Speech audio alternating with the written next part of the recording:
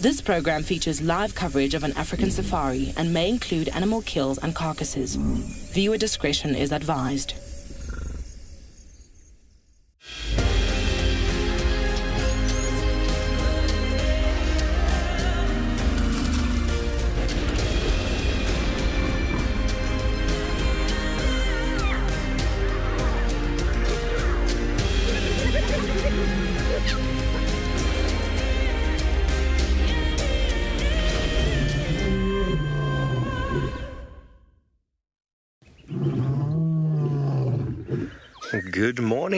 Good morning everybody. Welcome to the dawn here in Djuma Private Game Reserve, where the sun is shining. We are very excited for that. The sun is out and the plants are popping and the rain seems to have stopped for now. Hello everybody, my name is Steve, joined by Paul on camera, and as always we're very excited to have you with us on this morning sunrise safari where we can actually see the sun. Yay. So it's going to be a beautiful day today. Now it is 20 degrees Celsius, 68 degrees Fahrenheit. If you have any questions and comments, please feel free to send them through using the hashtag WildEarth on Twitter, @FC on the YouTube chat. If you're under the age of 18, go ahead and send through an email to kidsquestions@wildearth.tv. Don't forget, we also have a website you can go to, register and submit your questions on the live safari page. For myself and Paul, out here on the northwestern parts of Djuma currently, we've got Chris and BK. They'll be moving around Djuma as well. We're all going to be looking for some tracks and see what's been going on in the night. And then JP and Morgan will be joining us in Pridelands. We've survived the rainfall. And the bush is really starting to pop. It's quite exciting.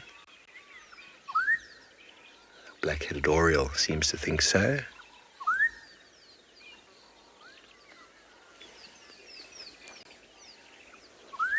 Okay, well, we're going to carry on checking this northwestern section here. Oh, maybe we'll start with a bird. We've got a bird on top of the tree, just at my 10 o'clock there. Hello, Christy in Arizona. Good morning to you as well. Good morning. Good morning, everybody, on this, is it a Tuesday? I think it is, Tuesday the 23rd of November. November is nearly past. Can you believe it?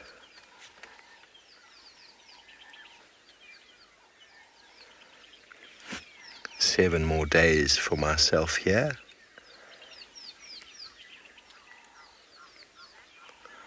8, actually, including today. So it's looking like the sun is popping out with a little bit of cloud, but let's go see what the weather looks like across all properties.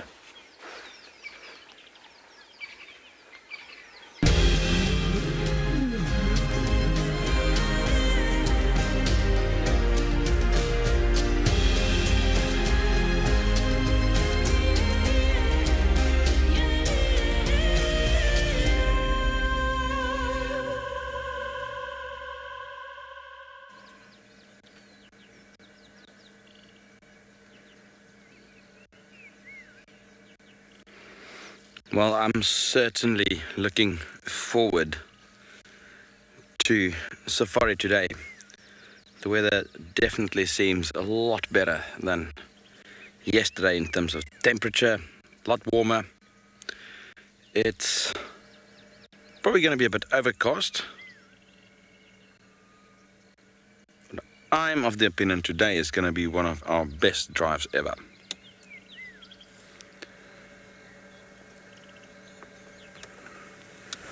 Good morning, everybody. My name is Chris, and with me on camera today is the legendary BK, yet again.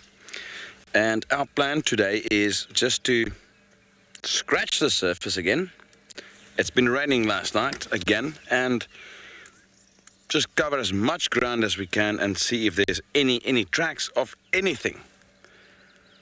In fact, today would be a very good day to look at certain track species, so that will be sort of like a sort of underlying theme today. So I'm going to try and see if there's any interesting tracks in between while we're looking for some animals. And as you all know, tracks and tracking is a topic that's quite dear to me and something I thoroughly enjoy, and it stimulates me quite a lot. Oh, it's just so nice to have a bit of sun. Look at that.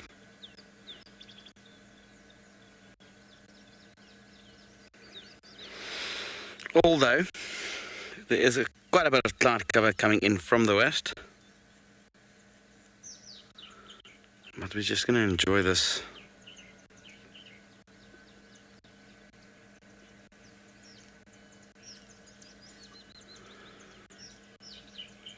Good morning, Heather. Heather wants to know if we are restricted where we can go after rain. Yes, indeed.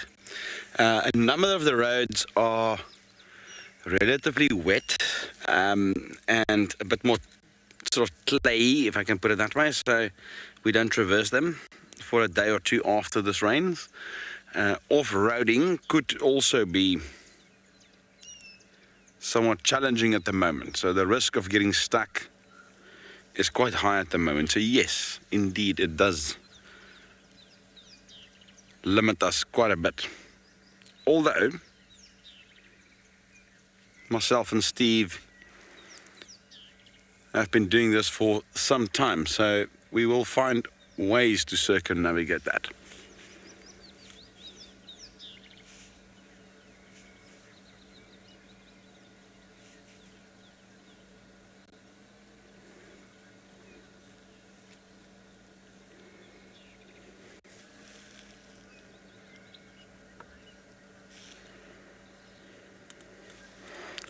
Hi, Lucille. Yes, indeed. It's almost like the greenness or the shade of green just went next level this morning. And you'll see as soon as we get a bit of sunshine on this foliage, it's just going to be this almost overwhelming sort of green color that takes over.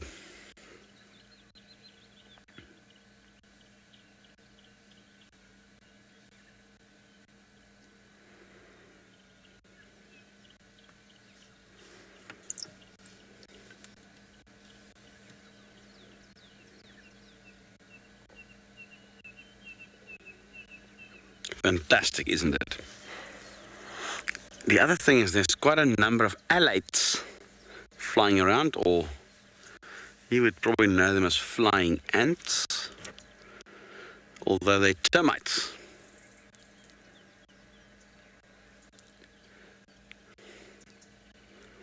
Although it's difficult to get them on screen though. I'm just going to soak up this lovely little sunrise for a bit.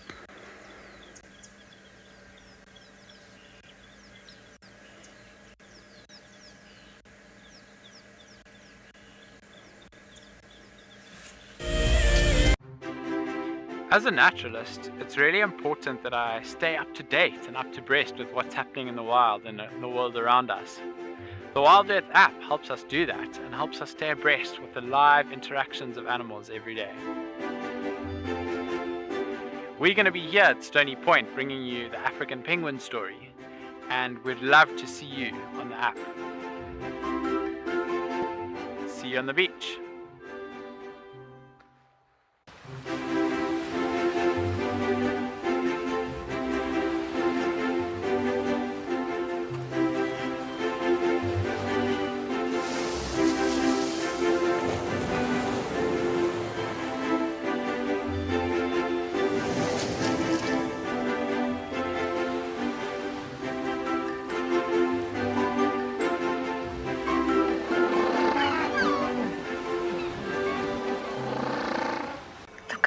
The little one is up and about. Certainly hasn't had enough milk at this age. No amount of milk is enough. Oh, Corky. Too sweet. Oh, look at this.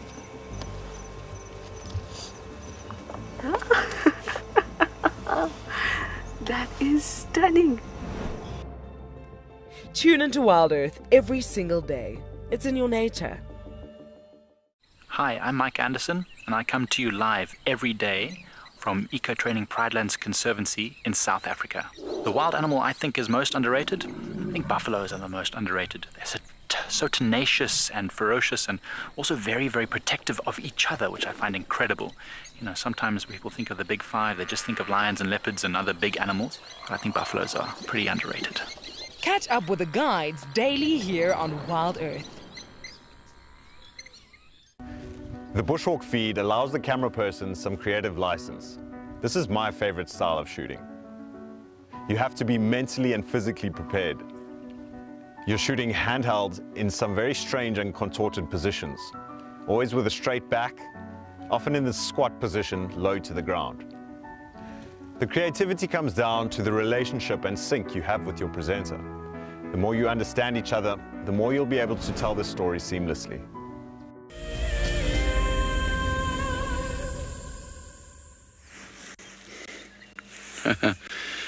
As we started to move just now, we saw these guys on top of this incredibly large termite mound.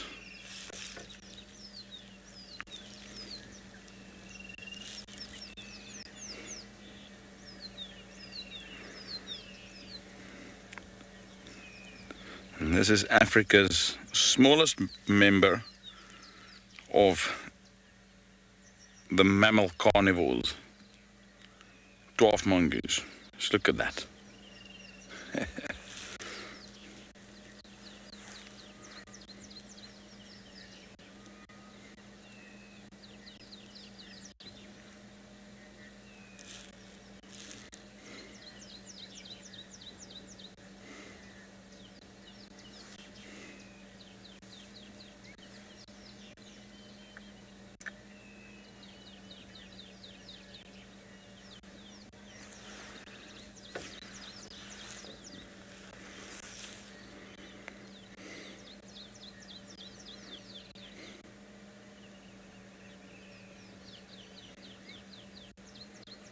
This is such a rare opportunity to really get close to them. You know, normally when we find them, they just run away, or you get like this odd little peek of one or two of the members.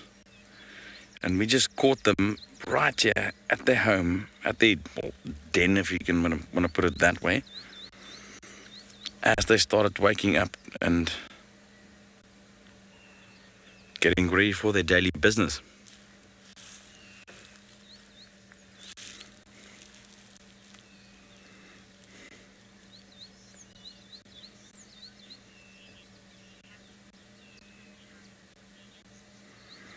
Good morning, Megan, and welcome aboard. You know what, I'm so delighted to see a little bit of sun. Although, I think that might have been the last little bit of sun that we've seen for the day. There is some clouds coming in. I don't really think we're going to have much rain today, but it will, in all likeliness, be a little bit overcast.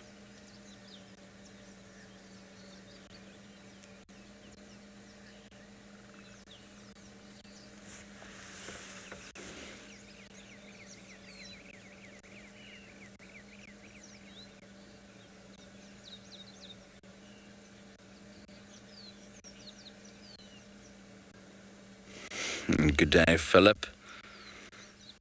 Yes, indeed. Isn't that very, very sweet and cute?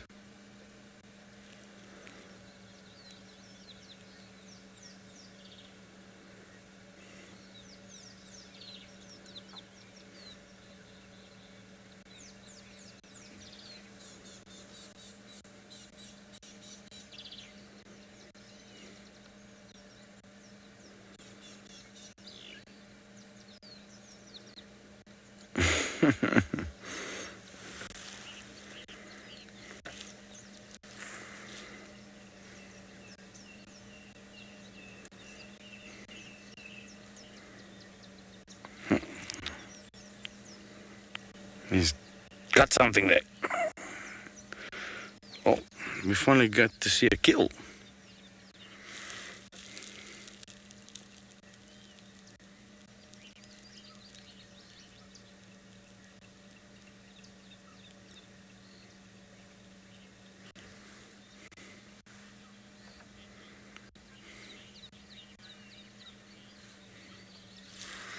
Good morning, Vicky.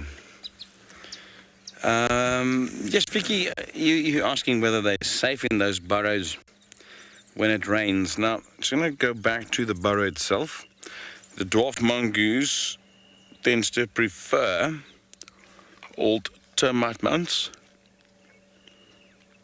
and those termite mounds will have an extensive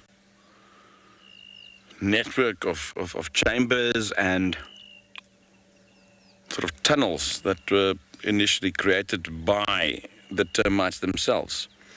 Now, so much like meerkats, which is a relative of these guys, they don't create their burrows, they renovate them. So the termites are the house builders, and these guys are the renovators. So they prefer to take over extinct termite mounds,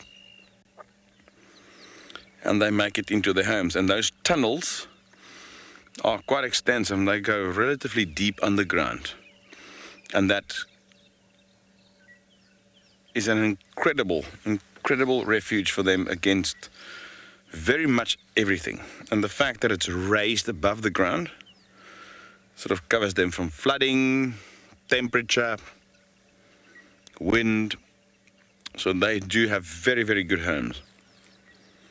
And they're very, very well protected in there, at least from the elements.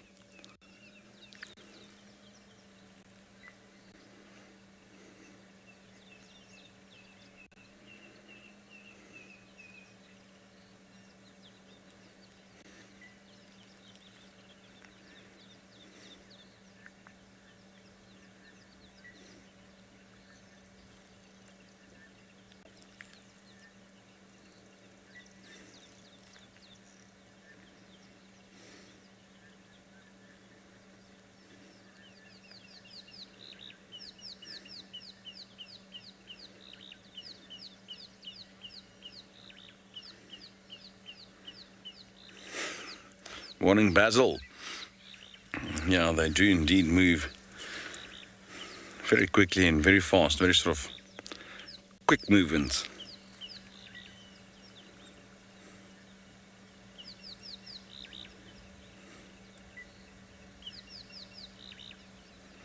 So at the moment they're just at their burrow, so they're probably going to get active foraging pretty soon.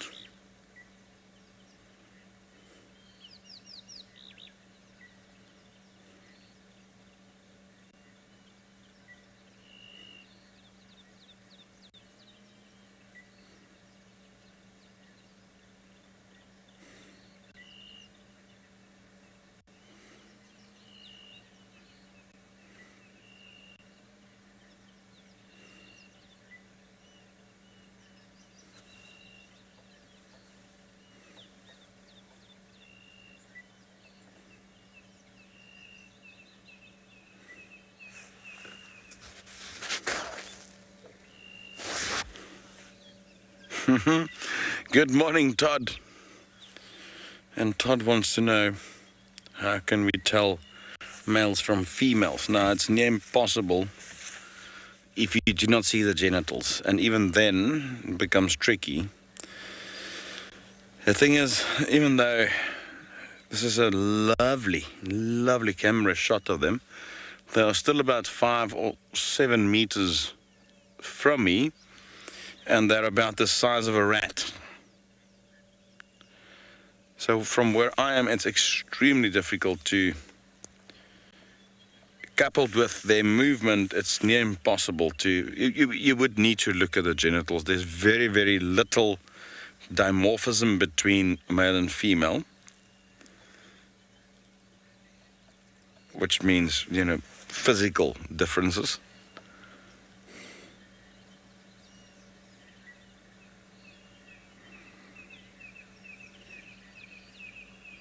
But when you do spend a bit of time with them, and they, like this group, don't tend to run away, one can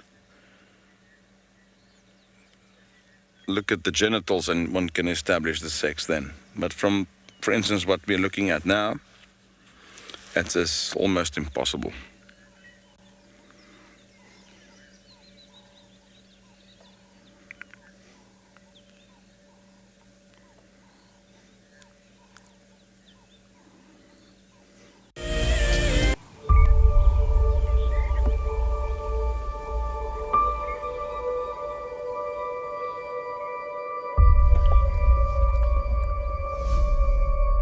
that.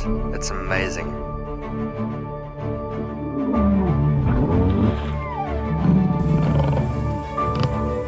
Wow. Hey. 5, 4, 3, 2, 1. Live. Oh, that's cool. Just in there. And the black mamba's going up the tree and the mongoose is attacking it. It's gonna pounce again.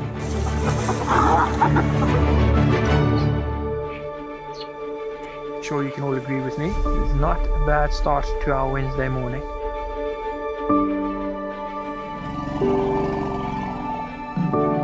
Something that I have never seen before in my entire life that you are now watching live. Look at that. It's just beautiful. Fantastic display by a little herd of springbuck. How is this view? My heart is in my mouth, everybody. Amazing, they've locked their tusks together. You can hear the cracking branches.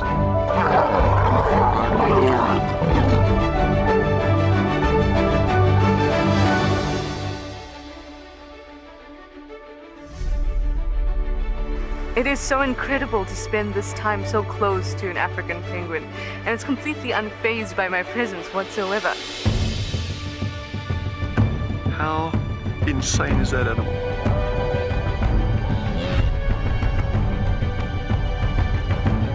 Amazing.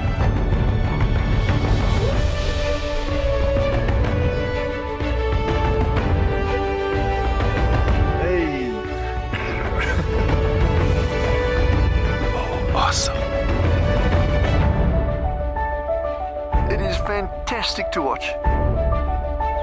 Well, now we've got a tug of war between mom and daughter, look. I'm just at a loss for words. That's just incredible to see that.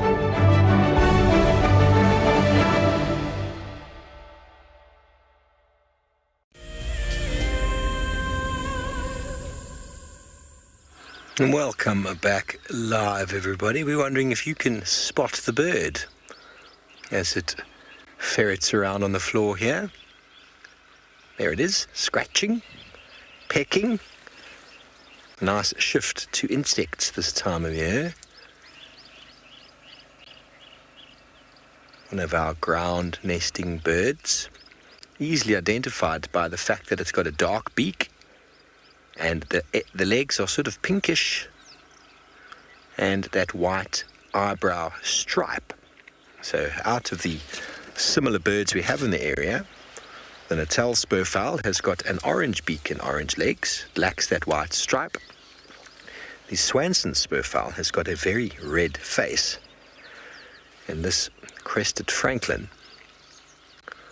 is easily identified.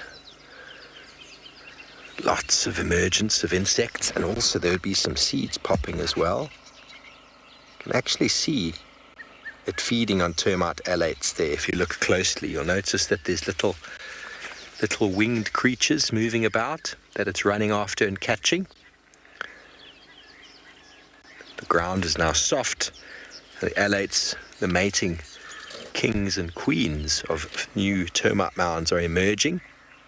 The reason the queen lets them erupt out after rain as the ground is nice and soft. And so essentially, after a small nuptial flight, a new king and queen will mate, and right there they will dig into the ground. The mating will lead to the production of the first set of eggs, which will turn into the first workers, and so the colony begins. Now, obviously, there's an enormous number of termites that do not form colonies, but they do attempt to. Now, they've done studies on the nuptial flight, and they've shown that the termite has to fly. If it doesn't fly, there will be no breeding, no success, even if it's a short distance, which is a very important element in competition. We bring it back to our ecology chats again about competition, but this competition is within the species. So basically, the termite mound and the queen that's releasing her new breeding alates doesn't want a colony to start right on the doorstep. They wanted to move away a little bit, otherwise they're going to be competing for the same resource. Intra-specific within the species, so they wanted to move a short distance away at least, so that there can be no competition. This time of year, almost everything will be feeding on the termites. They are very high in protein.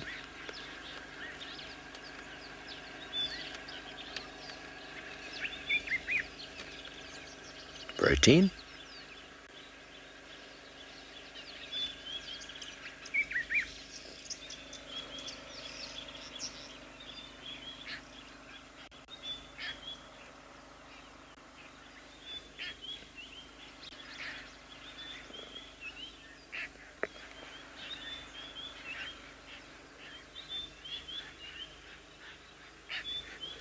This is a male.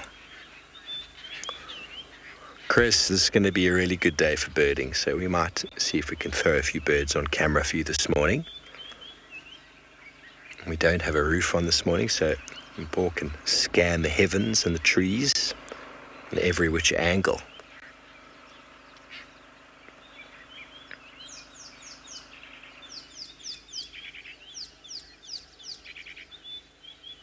So you can see how much energy is saved by a bird walking on the ground.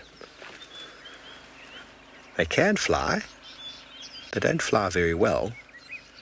So they're a much larger animal, much larger body mass, which means that they can lay larger eggs, and the eggs can be developed into what we call precocial youngsters. Oh, Slender Mongoose running across. I don't know if you're going to get him. Slender Mongoose, there he is. How wonderful. Now, many of our mongoose species are regarded as carnivores, but the smaller ones will feed almost exclusively on insects. But the Slender Mongoose is very... Oh, hello. A little blauw sacy. In Afrikaans, we call this a blauw sacy. And in French, cordon bleu. How cute is that? The little wax bill. Oh, and an emerald spotted wood dove. He just has to walk into frame. See, even the wax bill and many of these small seed-eating birds. Oopsie, there it comes again. Called the wood dove trot. Now, many of these birds walking on the ground that feed on seeds, they also save enormous amounts of energy by doing so. And the more energy you can save in nature, the better it is. And the smaller an organism's body, the higher the nutrient requirement is, because they're giving off a lot of energy. The larger the animal's body, the lower the quality of the diet. They can survive off more bulk.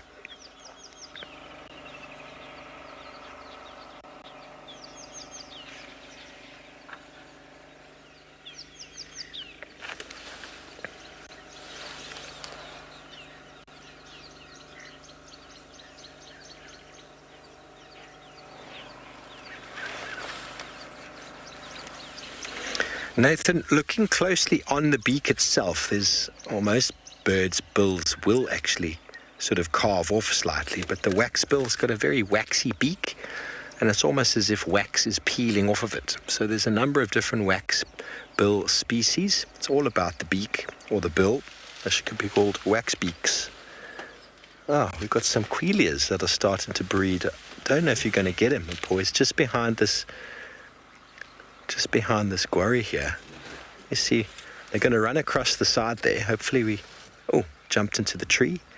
Red-billed quelias coming into breeding plumage. Let's see if we can. Very pretty when the breeding plumage starts. You see one sitting in the bush there. That's a female.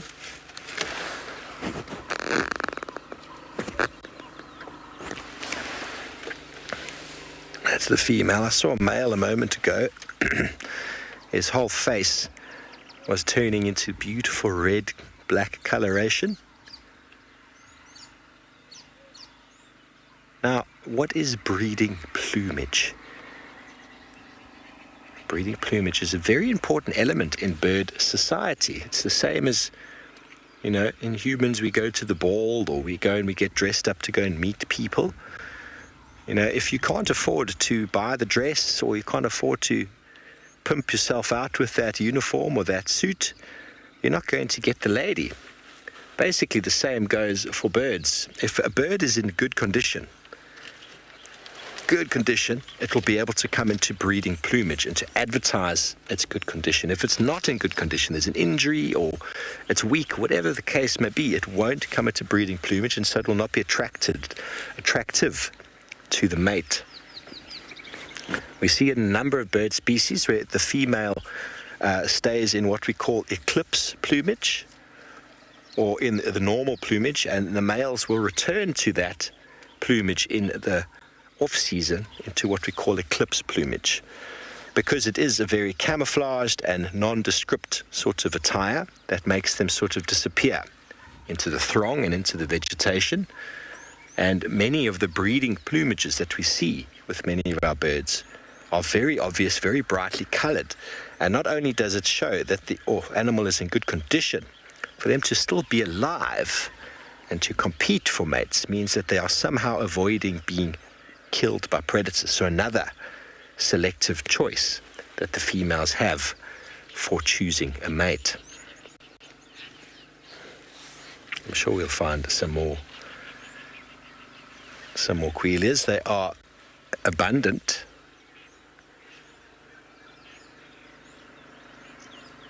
What a wonderful morning for birding.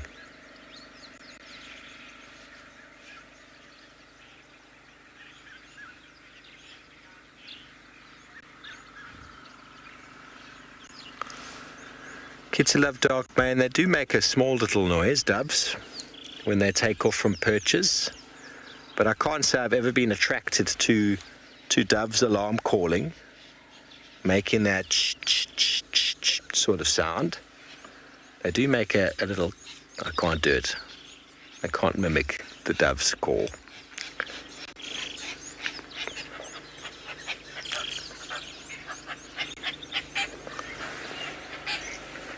The lilac-breasted roller making some noise above our head. They are trying to decide on territory themselves. But it sounds like Chris has got another small mammal. Let's go see which one he's got this time.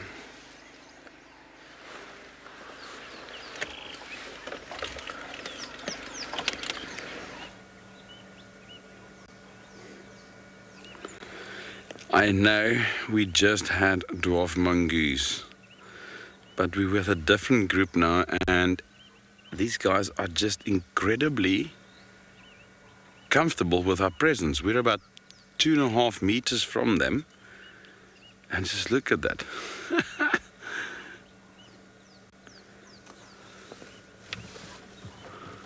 They just don't seem to be worried about us. It's Dwarf Mongoose Day. If I ever become president, I will dub the 23rd of November as National Dwarf Mongoose Day.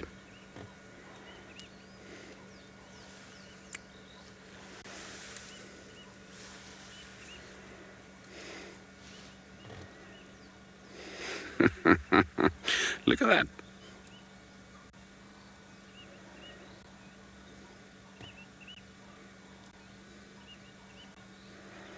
This close you can really appreciate the anatomical features. I mean, look at those long claws, and that's for digging. They dig a lot. Insects and all sort of things that they dig out of the ground. Wow, look at that.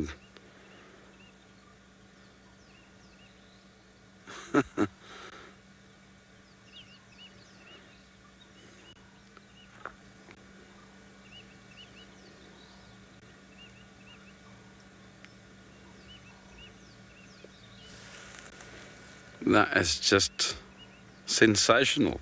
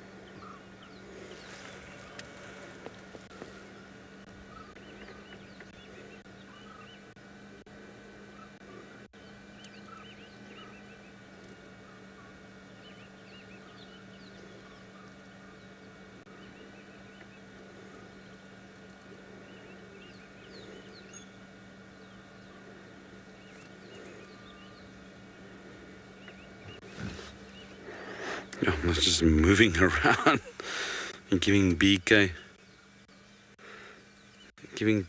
a very hard time here to sort of stick with them.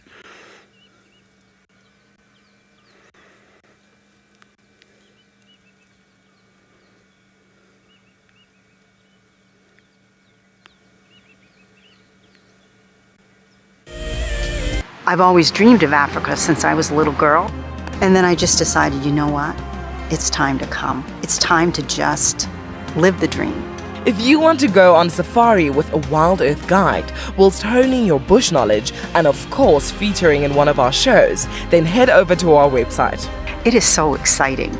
You're able to see the difference of what you see on TV to how much work it actually is creating what you see on TV. The leopards, mareeps. How could you not really fall in love with that cat? He's got such a personality, and you never know what he's going to do. Sign up to be a WildEarth explorer, and you could be making your first ever on-screen appearance. It's about just being together and seeing and enjoying the animals and the great outdoors. It's just been a great experience. Certainly, if anyone's able to, dare to dream and come. We all have a busy schedule and a lifestyle which is confined to stress and tensions. For so many of us, the hustle and bustle of a tedious life has meant we have lost our inner peace.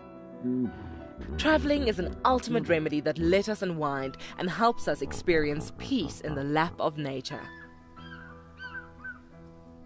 WildEarth encourages the benefits of travel by giving away an amazing prize every month. I was totally overwhelmed to receive this fantastic prize of 3 nights at Chitwa Chitwa. WildEarth has been a lifesaver for us during the pandemic and has kept us sane. Thank you so very much, WildEarth. Sign up to be an explorer today, and it could be you jetting off on an all-expenses-paid-for safari experience. WildEarth Explorers. It's in your nature.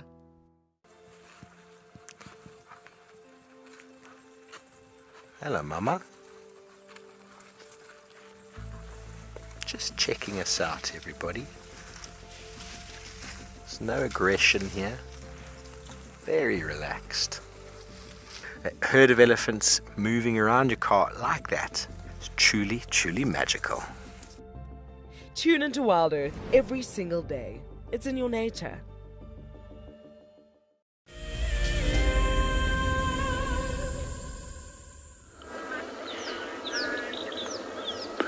Good morning and welcome to Bushwalk. We live at Eco Training Pridelands and we're starting our walk this morning from Kelikopi, which is one of my favorite little rocky outcrops. So my name is Jean-Pierre Leroux and behind the camera we've got Morgan. Our plan from here is to start walking and see what we can go and find.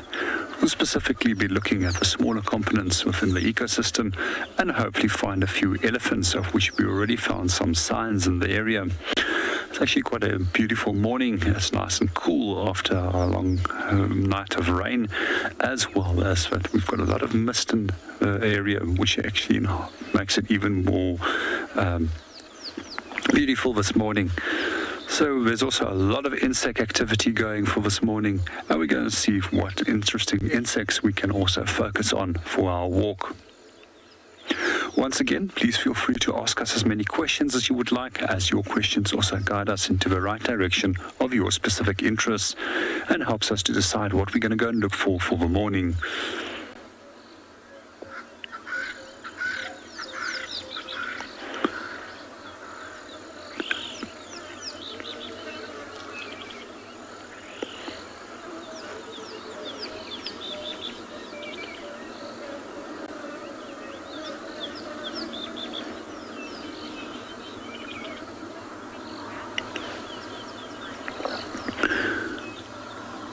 We're going to start heading off and go and see what we're going to go and find. But let's go and see what Steve is up to.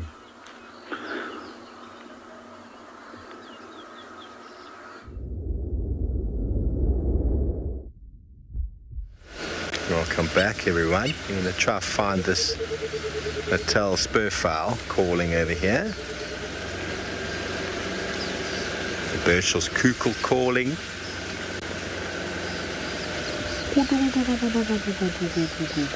The rain bird. Hopefully our rain is finished.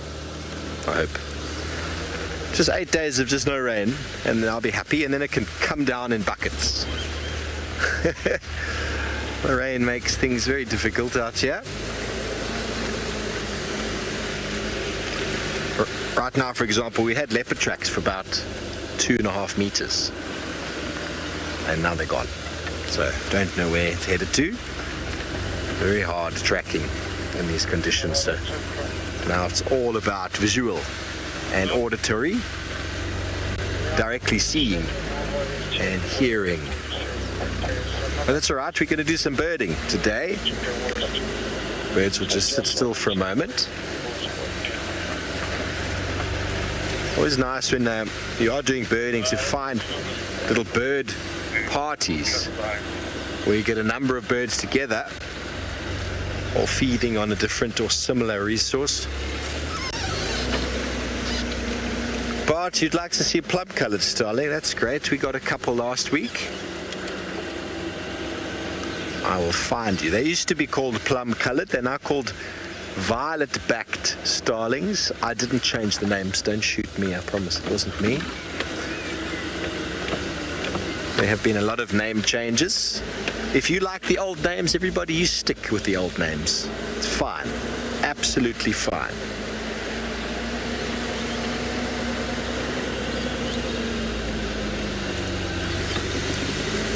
Most birders know both.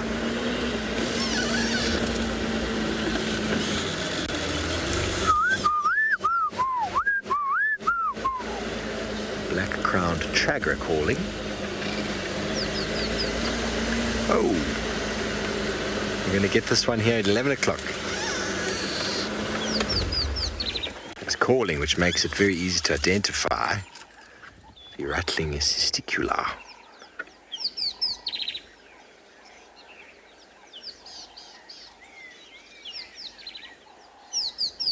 Always from a prominent perch. The testiculars are a very tricky bunch of birds to identify. But when they call, they make life very easy. Just like that fellow.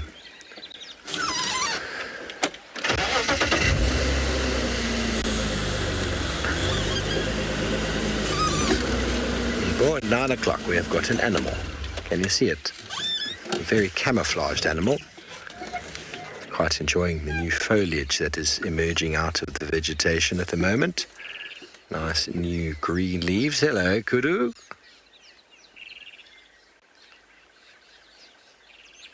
Watch the throat. Yeah, you see, it's busy ruminating. It was a very interesting thing to see. Watch them chew and chew. And once they finish chewing, you'll notice that they swallow, and you see this ball go down the throat. And you give it a moment. Here we go. They went down a little bit. The red-billed oxpecker doing its job. And once she finishes chewing, macerating and masticulating, adding saliva and chopping up that, watch the throat. Whoopsie. There we go. Back into the mouth.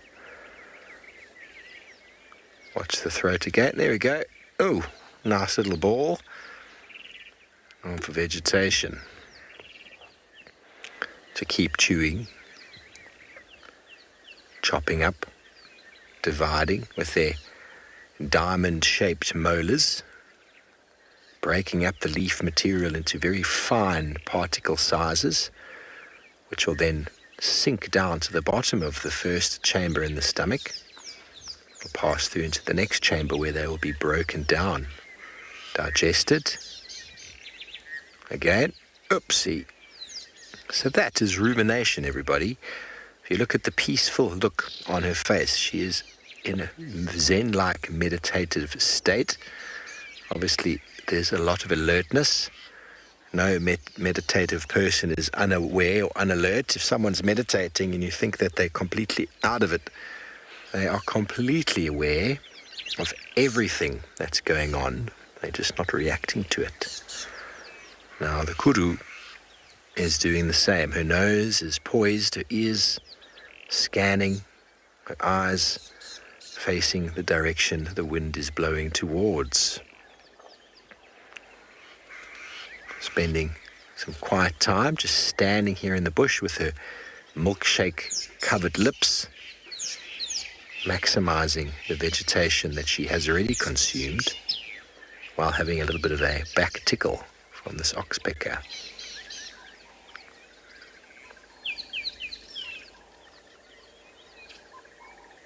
There we go, and one more time for good luck. Oh, Sharon, they are very regal, aren't they, kudu? They're such beautiful antelope. The kudu bulls with their spiral horns are just such incredible specimens. And there are lots of kudu around, and as the vegetation is going to start densening up, they're going to be harder and harder to see. For example, there's probably 5 or 6 of them here in this group, but we can't see anything other than her.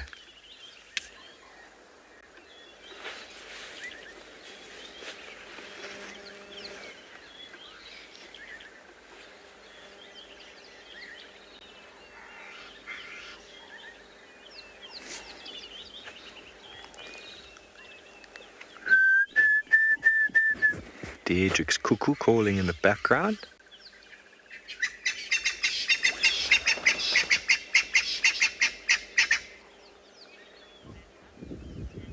Of course, Matthew, it's all a motion that they're in charge of. Becomes a very automatic, though. Becomes a very automatic process I don't think they really need to do too much for. They sort of go into the mindset of rumination. And as they swallow, they regurgitate. It's a constant process.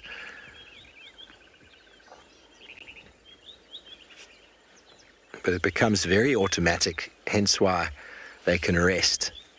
They can completely switch off their mind.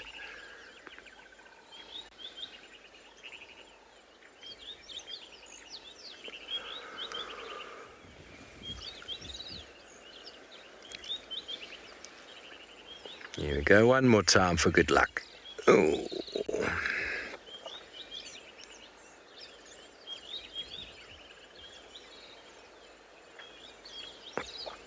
So all your ruminants are capable of doing that.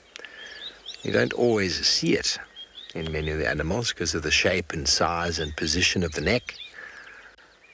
But the coolest to see it done in is giraffe because of the length of that neck. They've got to regurgitate that ball all the way up.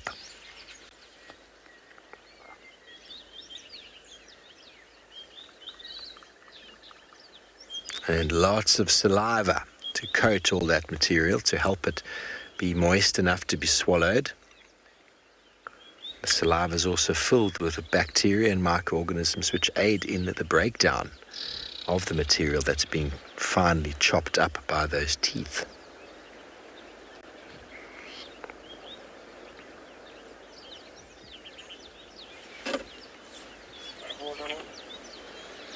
Okay, we're going to move on from our kudu, keep doing some birding while we send you over to JP.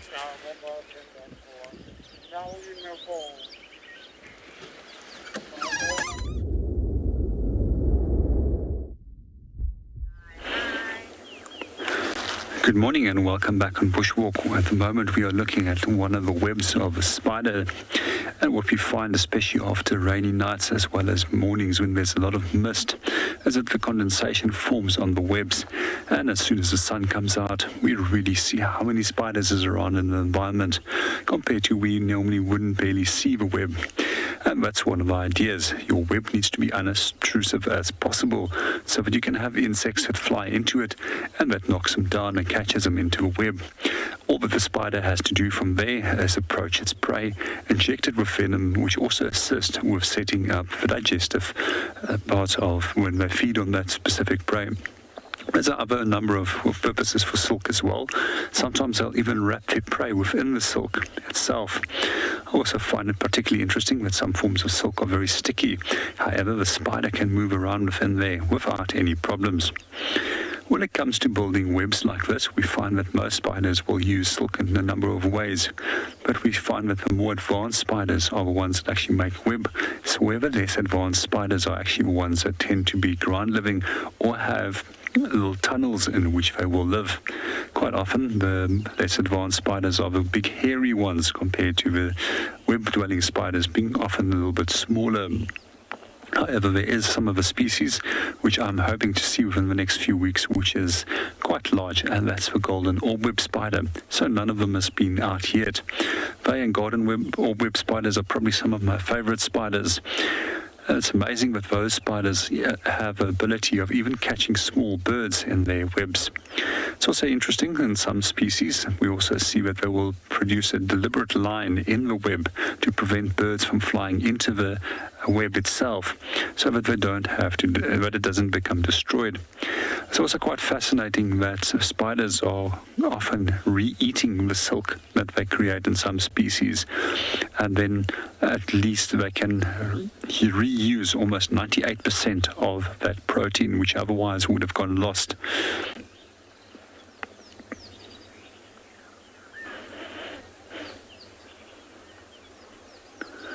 When it comes to spiders, we also find that there's actually a lot of them that looks quite scary. However, there's only 5 of them in Southern Africa that's really of any form of medical importance. But we'll tell you a little bit more about that later on.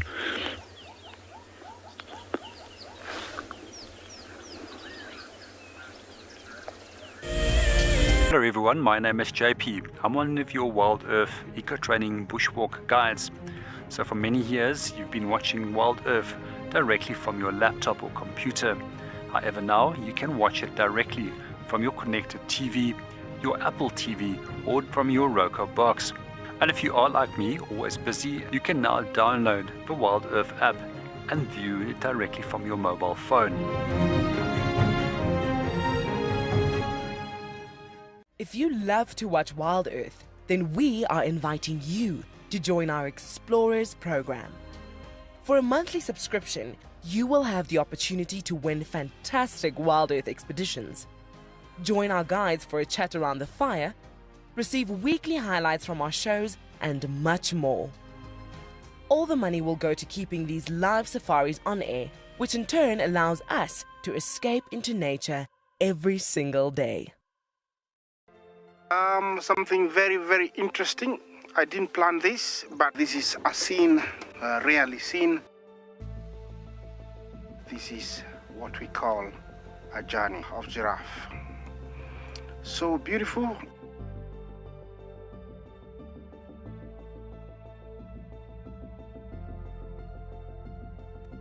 Tune into WildEarth every single day. It's in your nature. My name is Lauren, and I'm currently working in Djuma Private Game Reserve here in South Africa. I love answering your questions during the live safaris. It's my favorite part. It feels like you're on the vehicle with me, and I'm able to teach you exactly what you want to know. If you want to ask a question on WildEarth, then you need to register on our website. Once registered, you must go to the live safari page and ask your question below the live feeds. I love being a cam op for WildEarth. The animals coming right up close to you, especially like lions. Sometimes you get nervous, but you have to go with the flow. My favorite animal to film is the elephant because of how big it is. But when it's really up close to you, it's one animal that you would say, I really respect you.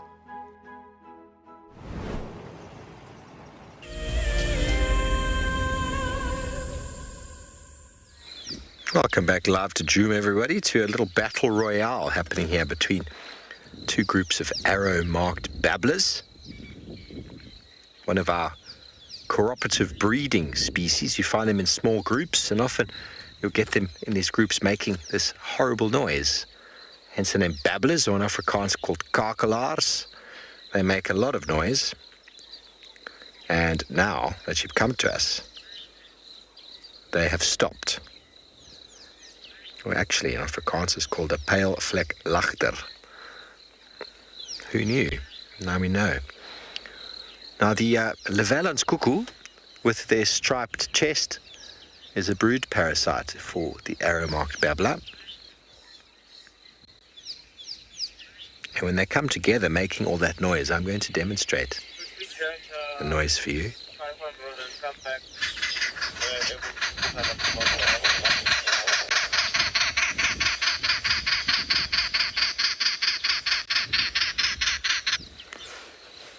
It's also known as allomimetic behavior. The wood hoopoes and the babblers, they do that. It's almost like imagining football clubs singing their football club anthem as they're walking to the stadium, competing with others of the same species, but yet they come from a different club. So that noise and that bravado and that singing in numbers gives an indication of how many individuals are in the group, and the group themselves, the larger they are, the more successful they are defending a territory, as well as providing food for the youngsters. They're just on that stump at the back bottom left of the screen, and Paul. Bottom left of screen, left, on that stump there. Yeah. Quite an insectivorous bird. Also been known to take small reptiles, seeds and fruit. So it's a time of plenty.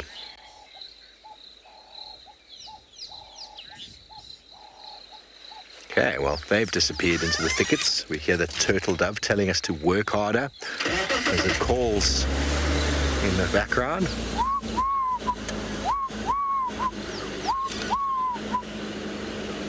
Okay, well, it sounds like Chris has done some dam watching this morning. I wonder what he's found for you.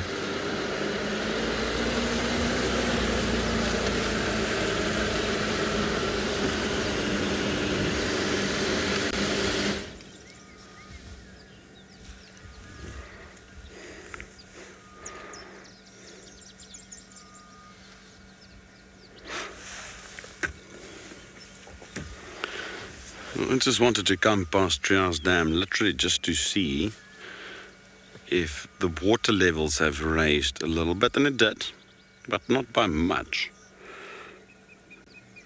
Actually, it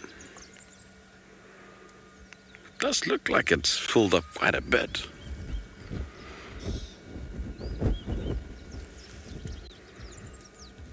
And then this guy pitched up his hippo.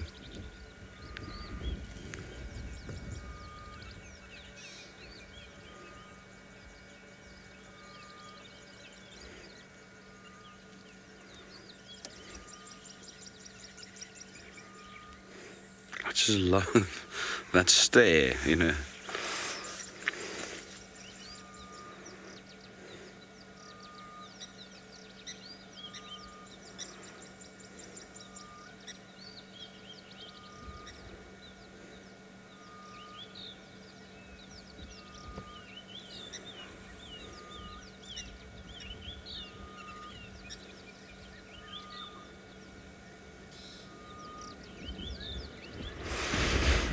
Good morning, Marcus. And I love that question. And yes, overcast days, rainy days, as long as there's not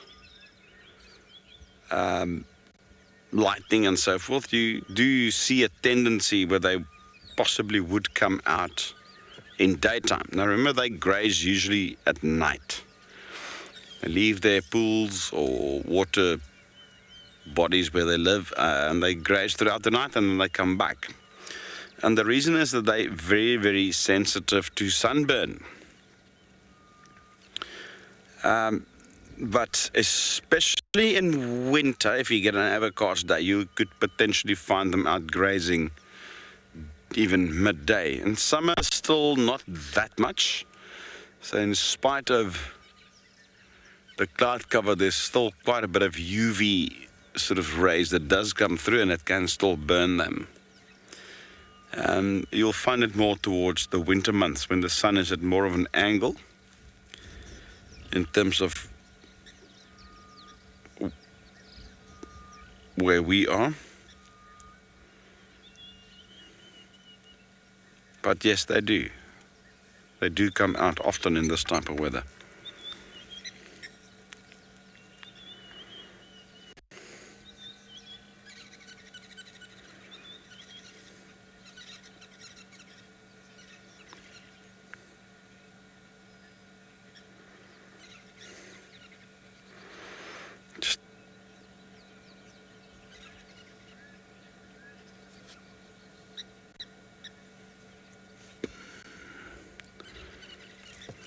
Hi, Victory SA.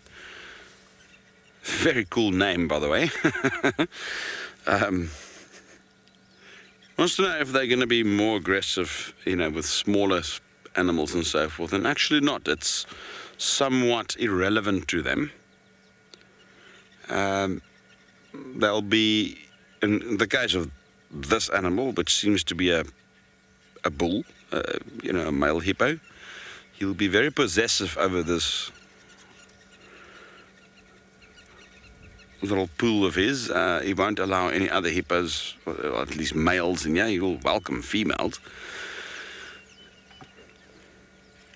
But generally quite tolerant of creatures coming to the water as long as they don't come into the water. They don't like animals coming into the water.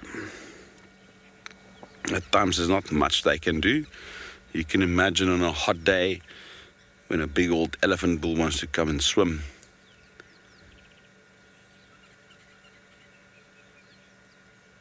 There's not much you can do against an elephant though. Well, it seems like he's a little bit shy, so we're going to go to JP, who's found something much, much, much smaller than this.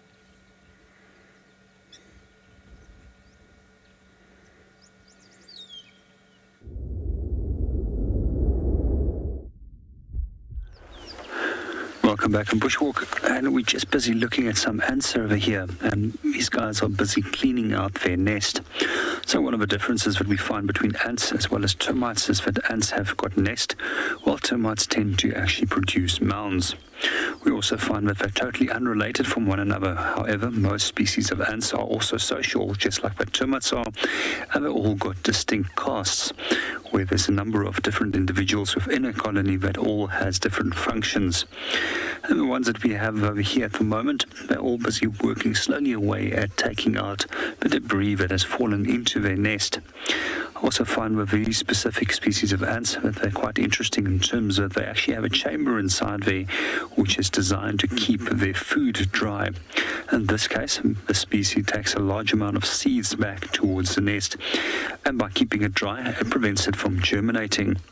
One of the things that we've also seen quite often with rain, with both termites as well as ants, is that they will have reproductives which is released from the nest or from the termite mound, and those reproductives are often winged, and here we can see a tiny little wing that's remaining from one of those ants that have just flown off with the aim of reproducing and starting off a new colony.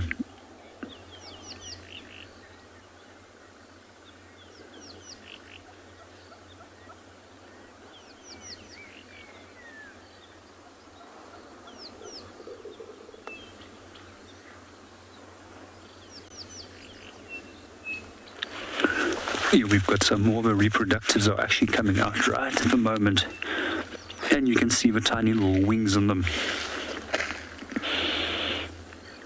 They've just gone back inside. Let's sit and watch them for a little bit longer, and hopefully they'll pop out again.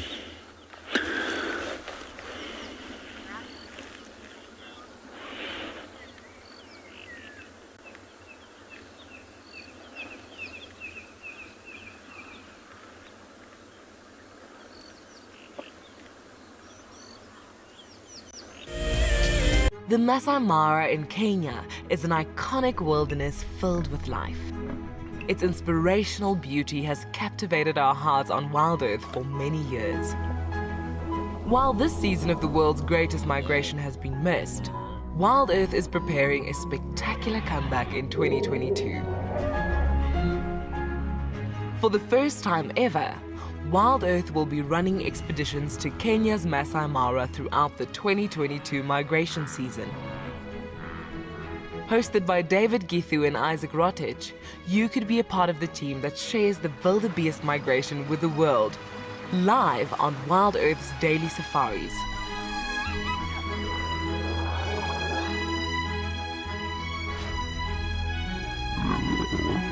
If you're interested, then head over to our website to find out more.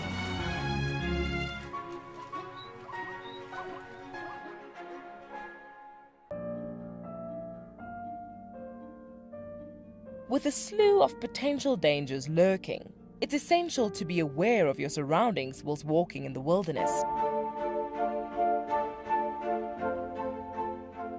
20 yards away from one of the most endangered species. This is a big bull. What a moment, what a close encounter with an Ellie bull. He's just over here now. He's moved completely away. Being on a bushwalk and seeing a leopard, I mean, it's ridiculous to be this close to a leopard on foot and for him not to run is absolutely insane. How crazy was that? Through the gap there is just the back of the head of a male lion. He is absolutely unaware that we are here right now.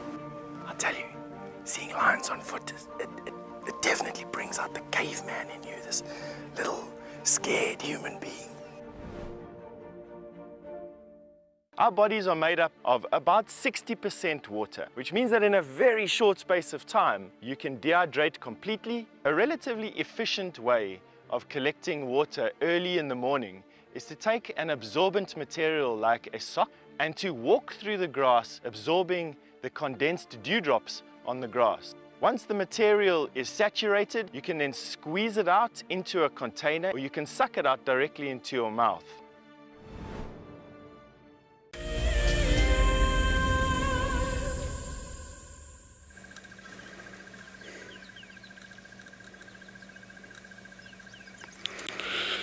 I'm hoping this fellow will come out and show his face. Though we're not on a birding drive this morning, this is quite a nice little bird.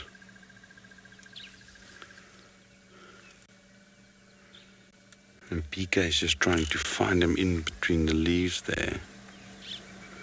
Now, this was a chagra, a black-crowned chagra. Oh, he was just moving. We did see him moving there for a while, but he seemed to have moved off. Pity. I think we got him back. Yeah, oh, well spotted.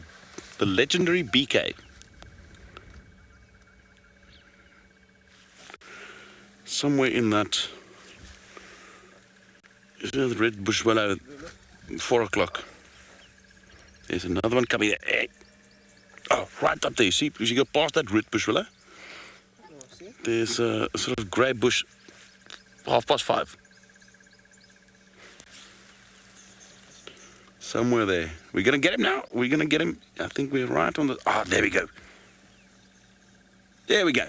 A little bit of teamwork going on there. Black-crowned chagra.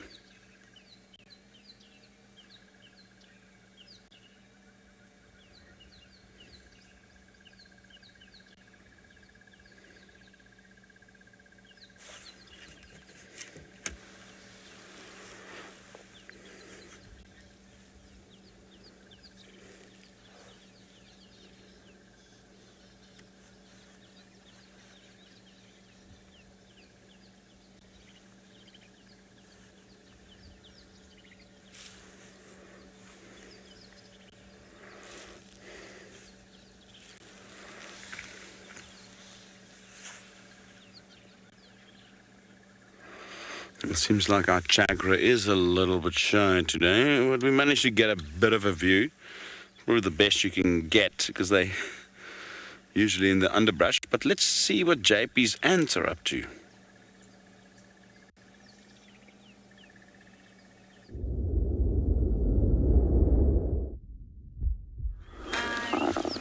Welcome back to Bushwalk. At the moment we are looking at tracks, but that's close by to our little ant colony, which we'll go and look at in a moment again. And the tracks that we have over here is from a plain zebra.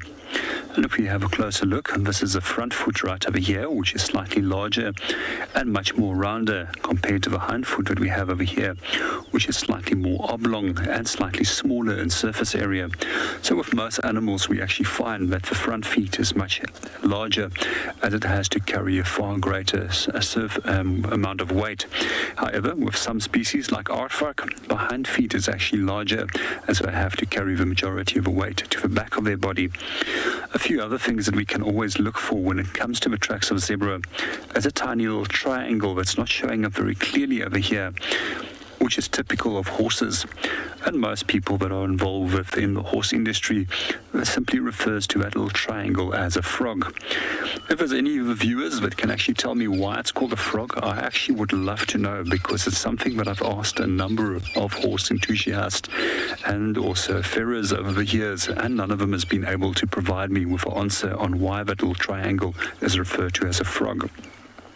What we can also see over here is a hard outer rim, and if you are in areas where you have both plain zebra as well as mountain zebra, you'll notice that the way the frog ends over here, there's a slight little gap between the rim as well as the frog in the case of mountain zebra.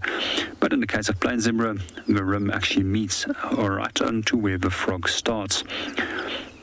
We also notice with mountain zebras that their track is slightly larger in size, and I also find it particularly interesting is that there's almost like a rubber-like substance underneath the feet which absorbs the shock. Good morning, Chris, and welcome to the show. And to answer your question, is it better to track on after rain or in dry weather? I actually find that in the winter months, that when the soils are dry and powdery, it actually leaves a far better imprint in the soil. However, it depends on the soil type that you are tracking on, because quite often for me, wet basalt soils are also better to track on. However, in some places when it forms a powder, it also is better again. I find particularly when it comes to coarse-grained sandy soils like granitic soils, after rain it can be very difficult to actually track an animal. But also what you'll notice, that if the soil has been broken after rain, then it makes the trailing component of tracking much easier, because then you know that the track is fresh and worthwhile following up on. And meanwhile, let's go and see what Chris is up to.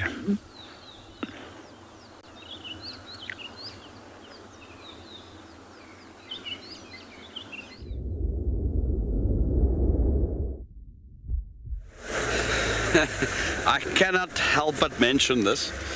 So JP's just showed you the zebra track there with that little triangle in the rear of the track, and as I mentioned the other day, I'm a very accomplished horseman, and in equine terms, or in the field of horses, we refer to that little section of the hoof as the frog, that little triangle in the back, and it's an area we clean daily with a hoof pick. So every day my wife and I, we go to our horses. We only have 3, we don't have a lot at the moment, and we clean their hooves with a hoof pick, including the frog.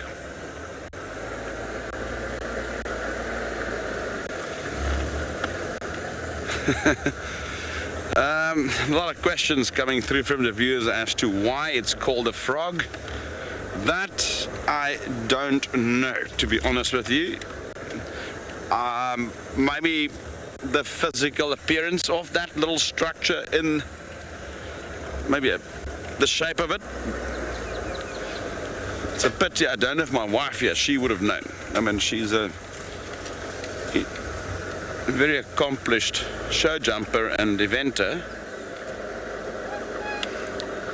So while I was on that topic, we just quickly took the time to come past the den, and nothing's happening here.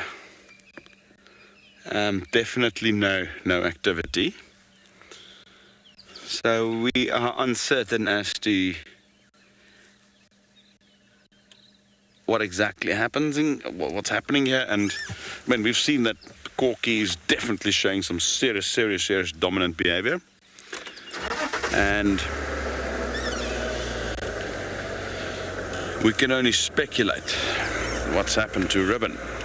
I mean, she's been seen last week and not since.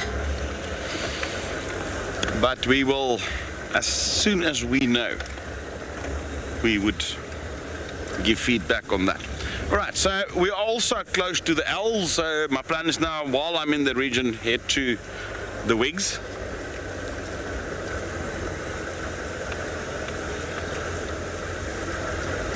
And then while I'm trying to get to that area, I'm going to lose signal for a bit in that drainage until I'm there at the L's. Let's go to Steve, who's at a waterhole.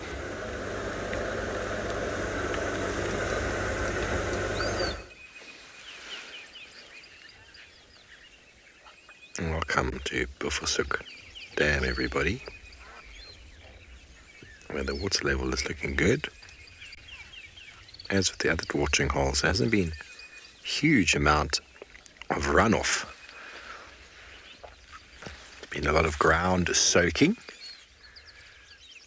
and dams are runoff, rainfall runoff catchments, not filled by the water table. Their whole design, dams are dug out and filled with clay or mud so as to prevent the water seeping out, but that at the same time prevents water from entering. A normal water system, be it a riverbed, is porous, so a majority of the water you'll find in a river actually comes from the ground table, so from the water that's going through the ground, sinks into the water table, and then it comes up through the ground in the riverbed itself into the river. Some of it obviously is flooding over land in runoff, but most of it is actually from the ground itself, has a groundwater footprint. They call that the hypereos. It's one of the reasons why places like Johannesburg are struggling with water, because there's so much concrete. All the rain that falls is collected on concrete and in stormwater drains, and it's just removed to the rivers to get away. So it's not filling the water table. Same story in other places in the world, like the Netherlands, where there's lots of channels and dikes that are designed to flow the water out. There's no connection between the surface water and the groundwater because the dikes are made out of stone or rock. There's no transfer through. The 2000s, probably 2007 or 8, there was a law passed in Cape Town called SUDS, which has all got to do with the transfer of water into the ground. So in the Cape, they've been trying to make lots of headway with regards to, instead of having tarred surfaces, they have paved surfaces where there's at least gaps in the brick for water to move into the ground rather than just flooding over the surface. It's very important to be able to add water to the water table. We're seeing floods down in the garden route at the moment. Enormous rainfall has fallen down there and it's causing enormous amount of damage. So the blacksmith lapwing on the side of the watering hole here, having a very relaxing morning. Fiona, birds' names change. The major reason, let's go back in a little bit of history, shall we? South Africa was out of the World Commission really for quite some time with apartheid. And when we re-emerged back into the global sort of system of things, we'd renamed our own birds. We'd named our birds what they were, and that's what they were. And now there was basically international sort of discussions about renaming birds so as to make them applicable to what they are named elsewhere, because you'd have people coming from Europe to South Africa to bird and to follow a bird that they've seen in Kenya or in Zambia, and it's named very different bird down here. So although the species name is the same, the common names were different because, well, we did our own thing for a long time. We were not really accepted in the world, and so we wrote our own books, named our own birds, and then when everything calmed down again and we were reintroduced, they decided it was time to sort of collaborate. There goes some water thickeners, they just had to be part of the show. To collaborate and to conform names so that they fit into the categories of what birds are named elsewhere. At the same time, by renaming birds, I have no doubt that publishers of these books make a little bit more money as well.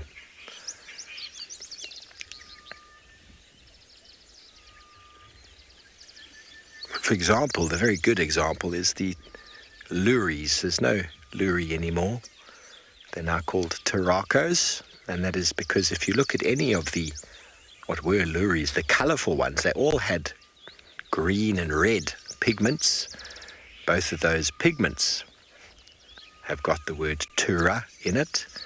The green is turasin, and the red is Turaka verdin, and so all turacos are called turacos now, and the grey go-away bird, which was called the grey lory, is now called a go-away bird so as to match a couple other go-away birds found in East Africa. Okay, well, sounds like Chris has found an owl. I wonder if it's Mr. or Mrs. Wig.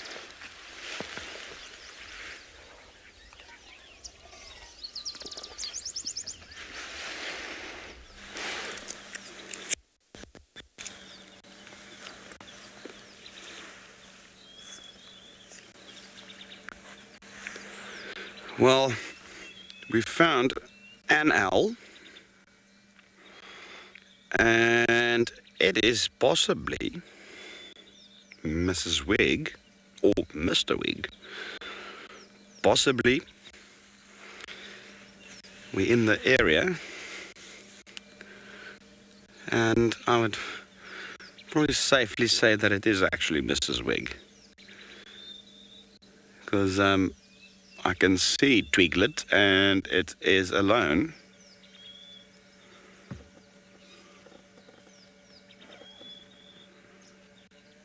Today we had to stop a little bit further away from the nest due to signal. It seems like this is the only place where we get signal. We tend to lose signal in these drainages. And as I promised yesterday afternoon, we will definitely come and follow up on the wigs.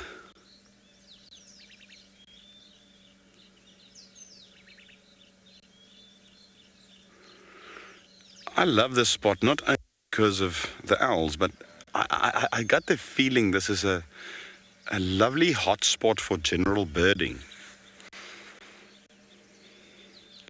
I can hear so many birds around me.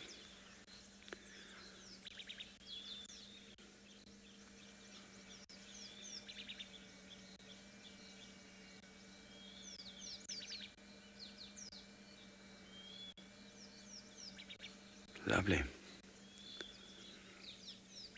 I'd love to just come here one day after a morning drive and just get a book and literally just go and sit here and just do some birding. To give you an idea,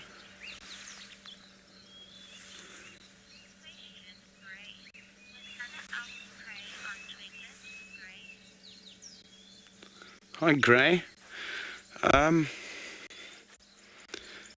assume it's possible, although it's not the normal sort of thing that other owls would prey on, but I'm sure it could be possible.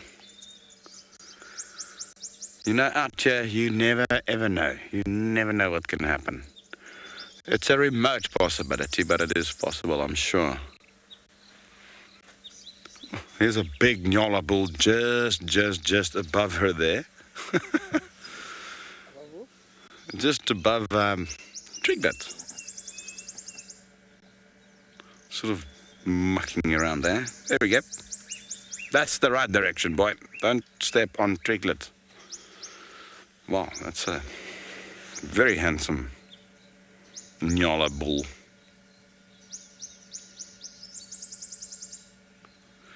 I don't know, I just love this spot. There's always something happening other than the owls. Just hear all these birds. I just heard a Classes cuckoo there in the background. One of the migratory cuckoos who's got that sort of sound there. I don't know if you got that. There's a rattling testicular going crazy here. I heard a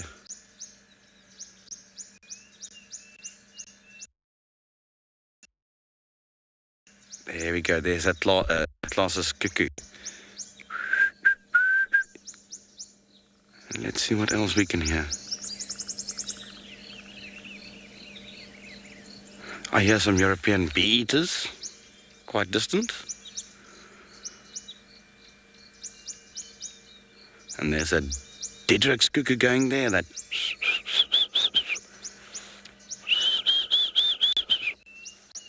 there goes the Classes cuckoo again.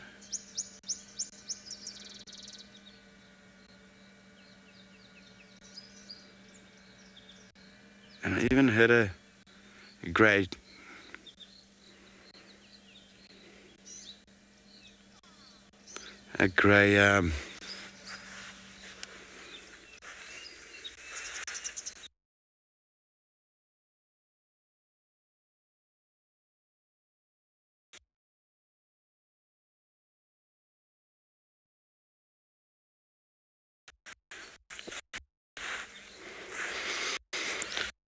well, there'll be at least another 30. Unfortunately, don't know when it was born. The viewers will probably be able to tell me that. But we'll probably be looking at it probably at least another 30 days, at least, before it will somewhat resemble the adults. Oh, I absolutely love this spot. I can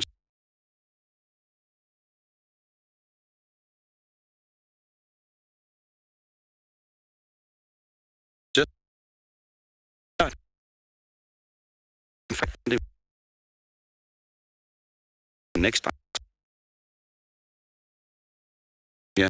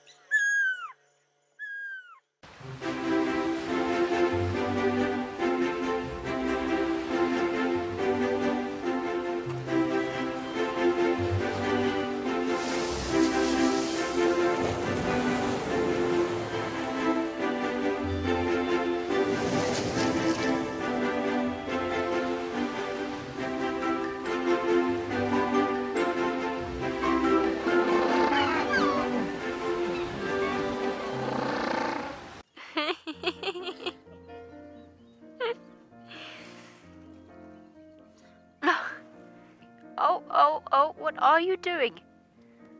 Are you trying out for the ballet?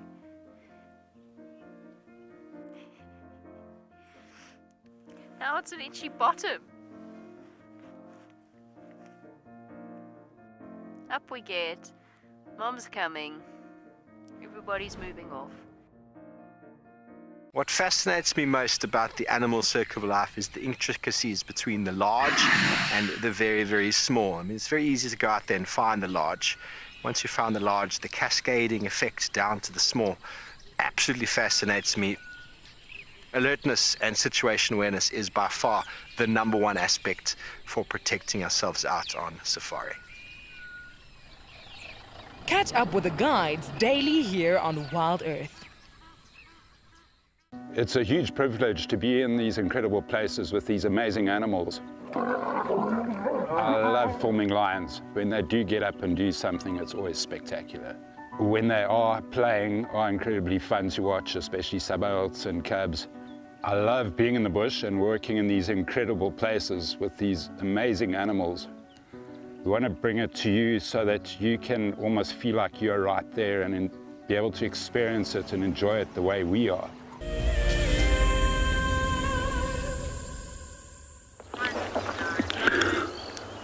Welcome back on Bushwalk. At the moment we are looking at a millipede, and this millipede has been moving through a number of ants, and simply every time that he comes close to the ants will immediately start moving away from him. And the reason why they don't attack him is because he can actually release chemicals which can potentially kill the ants as well.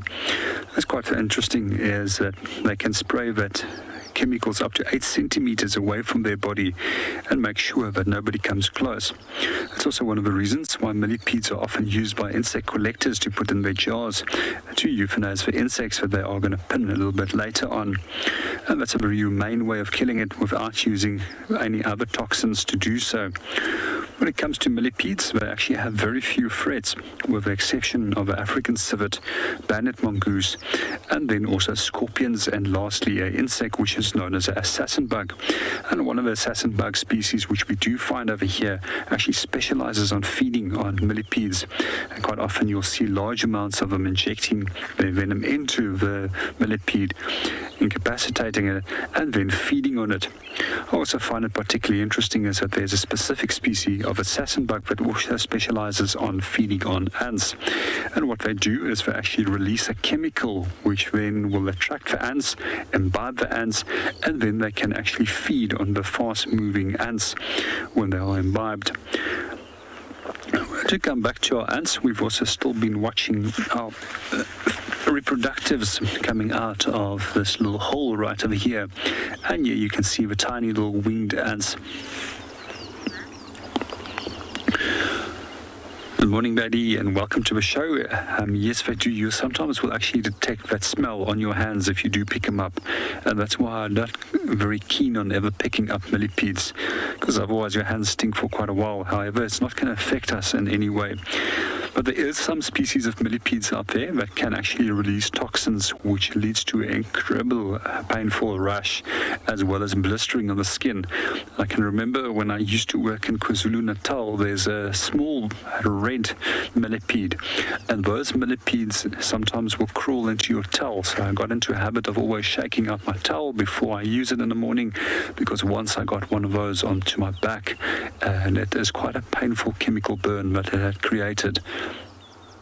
It's not the only insects out here that can create quite painful burns. One of those insects which we have over here is a blister beetle, and I actually got that on my leg one day, and it created an 8 centimeter large blister, and when that blister popped, the fluids that came out there led to further blistering on the skin as well. It's just amazing how insects have learned that they can either use bites or stings and a number of other chemicals to actually protect themselves against potential predators out here in the natural system. And some of those species will also spray formic acid, such as some of the ground beetles, to protect them against potential small mammals that would like to eat them.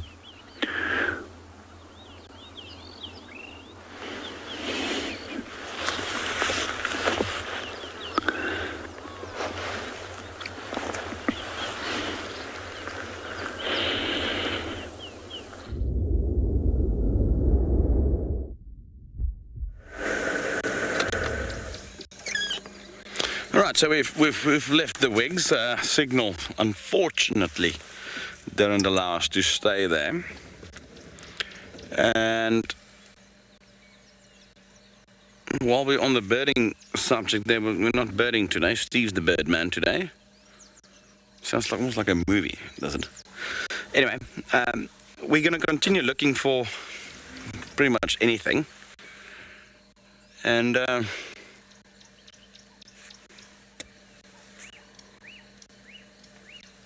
there's another bird there. That's a black-backed puffback, one of our shrikes. Now, I just said I wanted to say, I just want to take the time while I'm in the same drainage area as the wigs that I mentioned. It's such a nice area for birding. Just want to take the time to just listen out for a few. And oh, there's a black-headed oriole. That liquid sort of sound that you heard there in the background.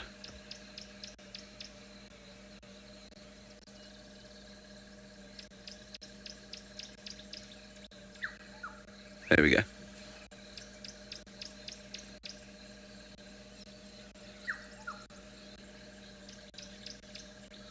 And there's a bleating wobbler as well.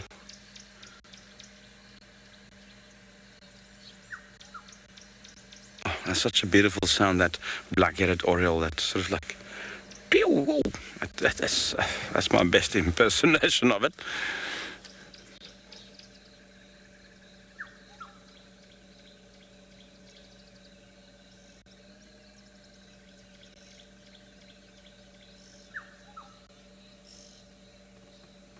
You can hear an oxpecker flying over, that sort of.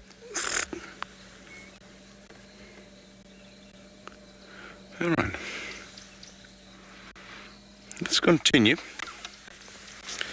Let's go and find some animals.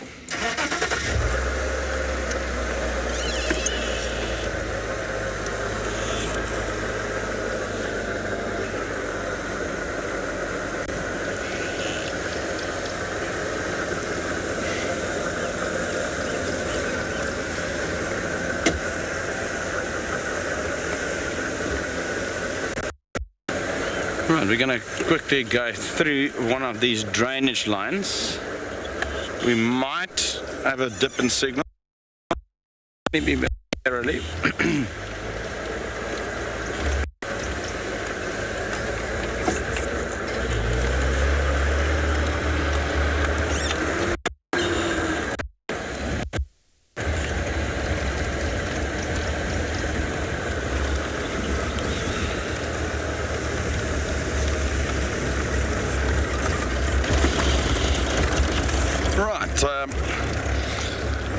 We'll probably be back soon. We're just going to try and find some stuff and get through this area, which is rather tricky.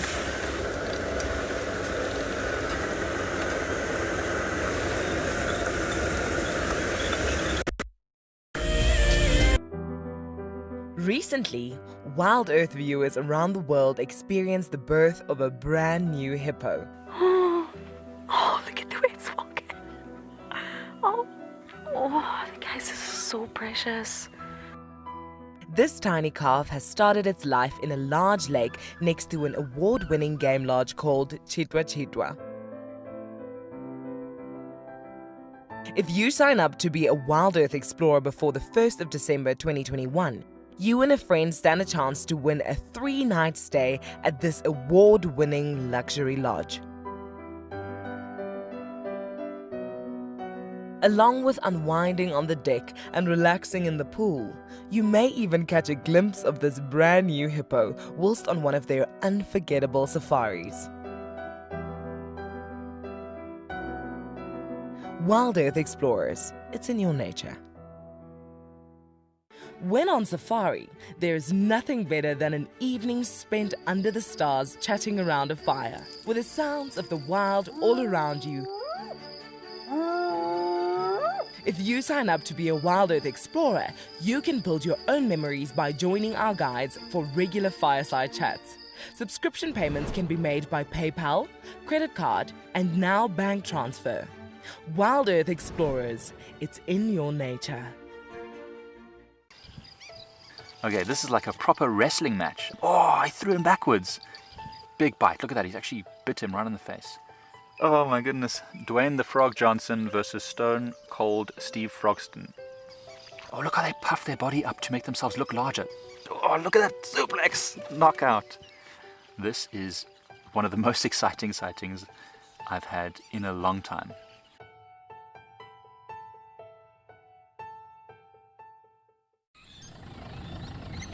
My favorite animal is a leopard, purely because I just think they are just the epitome of feline grace and power, and the way they can move about in any environment and remain hidden until they want to be seen, I just find incredibly intoxicating, and they're amazingly beautiful.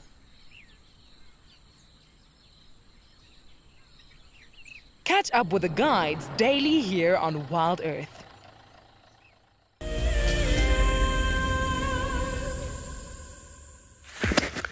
Welcome back, everybody. We're just getting out at Quarry Pan over here. There's a little pan off the road, just seeing if there's any tracks. Doesn't seem to be much happening. There's little pan systems all over the place at the moment now. Everywhere where there's a little scrape in the ground with some mud is going to have water in it. That's okay. That is the beautiful thing about this time of year, is the abundance of life. And water, we know, is the currency of life. Take water out of the equation. These systems do not exist.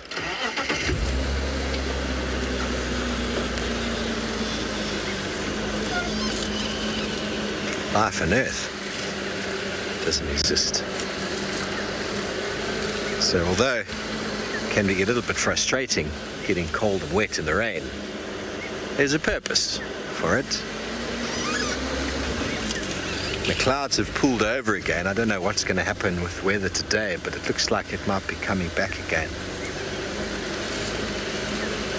Oliver, no, you don't ever run from predators. You don't ever turn your back and run. The predator invariably is, in the daytime, quite afraid of you or me. Invariably. There's some black-headed orioles on the top of the tree there, Paul. Let's see if we can get them. Invariably, they're quite afraid of us. But what happens if you run? That animal instinctively cannot help itself, but has to catch you. And you will not outrun it. Top of the tree. There we go. So, if you do see a predator and it growls at you, you stand your ground. Invariably it moves away or runs away, and then you can walk backwards, keeping your face staring at the animal. And the black-headed orioles make beautiful little cup-shaped nests. They feed on a variety of nectar and insects. And off they go. So, a demonstration for you on the dashboard. Any of you got a domestic cat at home? Domestic cat? If your cat is over here, do that. And just see what the cat does. The cat cannot help but go for that. It's not eating. It doesn't want to eat it. Just got to catch it. Like we saw Tundi with 2 warthogs. She grabbed one and went off the other one because it was moving. It was running. She grabbed one and didn't go, oh, there goes the other one. She went straight after that other warthog. That's why they talk about wild animals, cats, jackal, and the like, that get into a chicken coop will kill every single chicken in there. Not because they need to, because their instinct tells them to catch everything that's moving. And the chickens can't get away, so they'll kill every single one of them. Allow the chickens to escape, and they'll only get 1 or 2. So instinct is so overwhelming or overpowering in a cat that if you do this to one, or you shine a laser across your friend's leg, you can make a cat run straight across your friend sitting on the couch. I've never done that before. I promise. They can't help but catch it. So if you run from a predator, you will lose. So don't ever run. It's one of the biggest things out here in the bush. Never, ever run. Are we all clear? Good. Running is a no-no. For everything. Buffalo, elephant. Elephant can get quite excited if you run from them, and you won't outrun an elephant. It'll get all excited. Oh, this is a game. It will catch you. It'll catch you. So stand your ground as strongly as you can, with as much confidence in your heart as you possibly can, although inside you'll be melting, and you will survive. Because these animals invariably have got this instinctive fear of us, so generally move away from you, for the most part.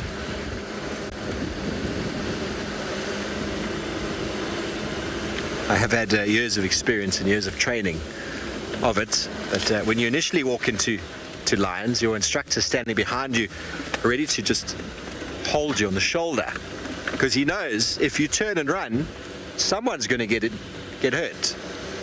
and it often could be the animal. So you never turn your shoulder or your back on a predator, and you never run from him. Never. Our ancestors who did that didn't breed. So it's quite a funny thing. Out here, lines and foot, immediately your legs go leaden to the ground because your ancestors back in the day did that. And those peoples whose ancestors ran, well, they don't live because they didn't have any babies. Okay, well, we're here on the eastern side of Djuma, just doing a slow little meander down south, and let's send you back over to Chris.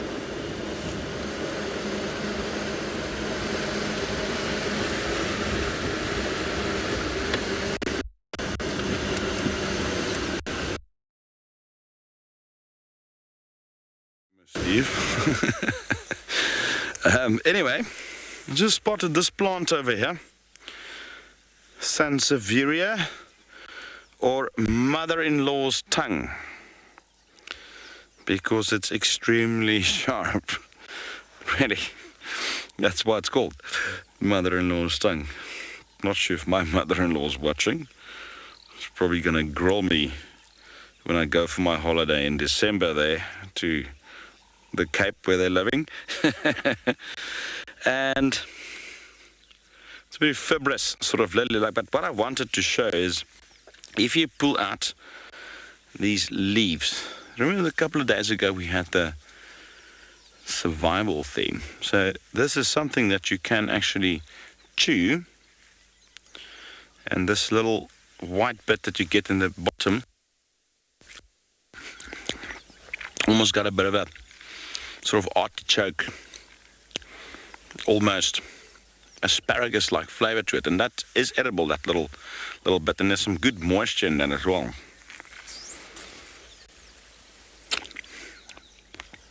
It's a lot better than the elephant dung juice that I had the other day. Yeah, so this is something that you can sort of suck on, and it does provide a bit of moisture, as well as, remember we had some rope, and it is quite fibrous, and this could also, if you sort of separate these strings after you've done your moisture out of that bottom bit, I mean, you can eat that. It literally tastes like raw asparagus, or very similar. And this is quite fibrous as well, and quite strong.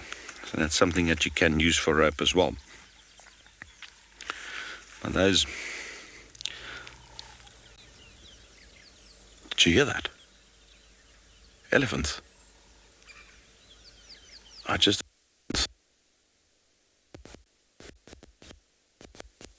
Well, that's our cue. Let's go and find them. Well, one last sip. And it's biodegradable. Here we go.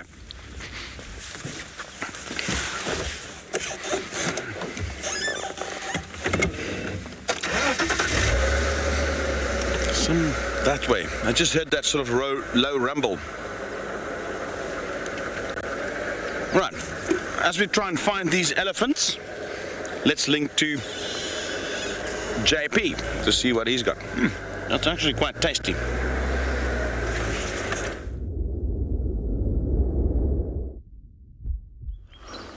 Welcome back to Bushwalk, while Chris is looking for incredibly large animals which has a potential of weighing up to 10,000 kilograms. We're looking at a small little insect which actually weighs only, arthropod, which only weighs a few grams. And that little arthropod, or jointed leg organism that we have found here, is known as a velvet mite. And they're almost covered with these red little hairs. And this is the adult that we have over here. So we often find directly after rain that these adults will make their way to the surface, and what they do is they look for a mate. Quite often, if you have more than one and you make the male and a female meeting up, you'll see that they will perform like a ritualized little dance where they have their little antennae or feet close to one another and doing these little circular movements. What we also find is that the male will create a scent trail towards a little area where he's already deposited sperm on a leaf or a twig. The female will then follow and simply go and bathe into that sperm. And she's got the ability to lay up to 100,000 eggs, which is absolutely fascinating for such an incredibly small little arthropod. Another thing that we do find as well is that these adults will then go underground and they will remain hidden for quite a long time until the conditions are right again. We also see that their larvae will actually attach themselves to things like grasshoppers, and they're actually parasitic on their live host compared to the adult.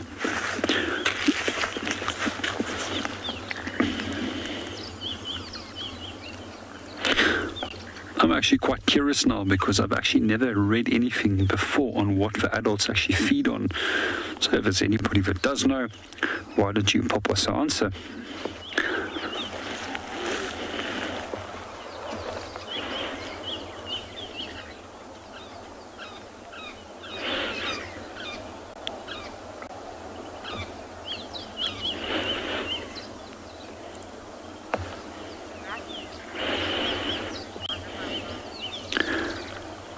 And meanwhile, while we're watching our velvet and velvet mite, let's go and see what Steve is up to.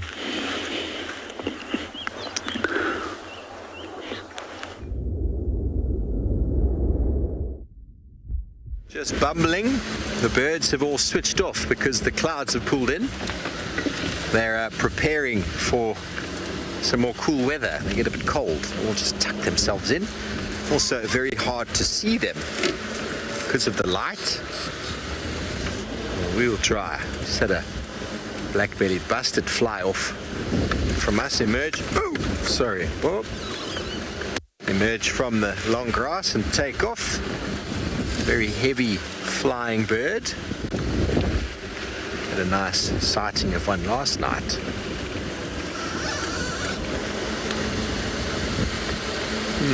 Sorry, Paul, this one's going to hurt. Not if I go very slowly.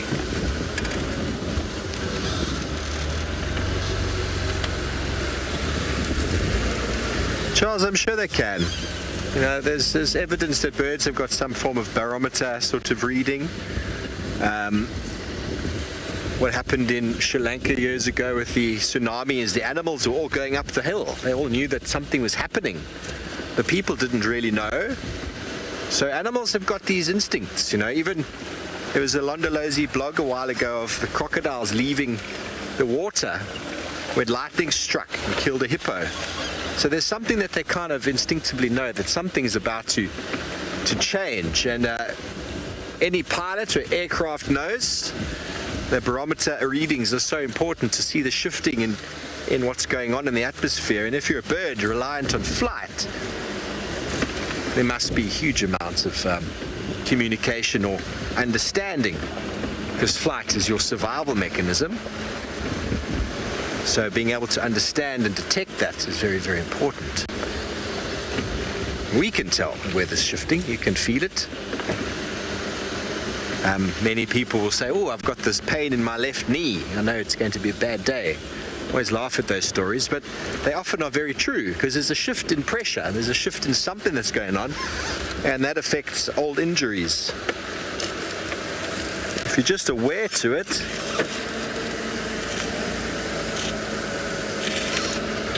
cognizant of it, pick it up. Clouds, first of all, pulling in is a good sign. And the shift in the wind and the temperature. The fact I got my jacket on is a understanding of the shifting in the weather patterns. We feel it on the skin before it's even changed.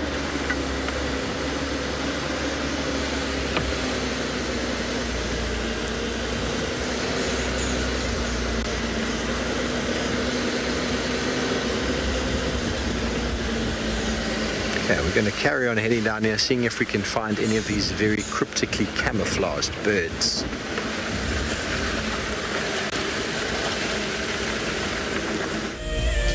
Calling all birders, twitchers, and bird lovers.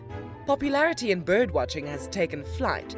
Together with BirdLife South Africa, WildEarth is celebrating these delightful creatures with a birding competition. Keep your notebooks handy and your binos polished. On the 27th of November during the Sunset Drive, the big day will commence. The first to reach 25 birds will be crowned the ultimate twitcher. Catch all the avian action only on WildEarth. Staying one step ahead is the key to survival out in the African wild. And now you can stay in front of the pack with a WildEarth weekly newsletter. Sign up to be a WildEarth explorer and you will get exclusive behind-the-scenes stories about your favorite guides and camera operators. Information about our upcoming plans and projects will be delivered to your inbox every week before anyone else. And you can hone your guiding skills by taking part in our Identify Me nature quizzes. WildEarth Explorers, it's in your nature. There is clearly something in the vicinity around you that's drawn their attention. Yes, that meerkat in the tree is just the coolest of cool meerkats.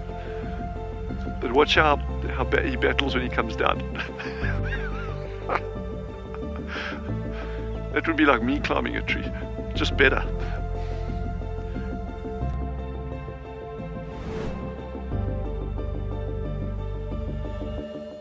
I am an outdoor photographer, a wildlife filmmaker, and a conservation storyteller.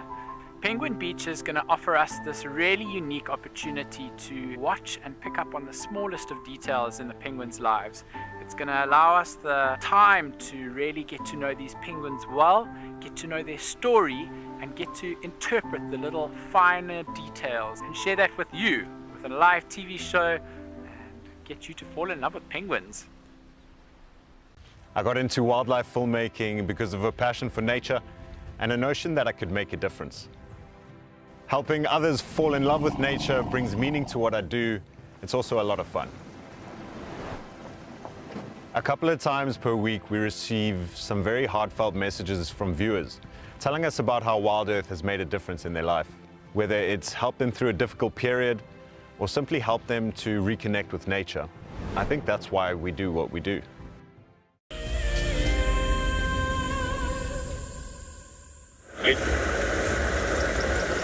All right, we're still looking for that elephant that we heard earlier while we were eating the mother-in-law's tongue, or Sansevieria. I even gave BK a taste of it, and he says it's his new favorite vegetable. Anyway, so I'm sort of in that area where we heard that elephant rumble. I don't see any tracks though, or any sign of them, but that was definitely elephants. We were just chatting now. It was definitely elephants at the sort of low rumble, that sort of thing, you know.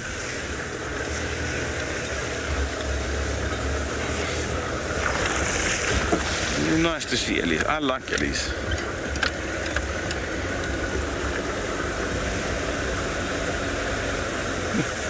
Must say, this morning I was quite confident that we're probably not going to have any rain, but there's some very purple stuff on the eastern horizon there.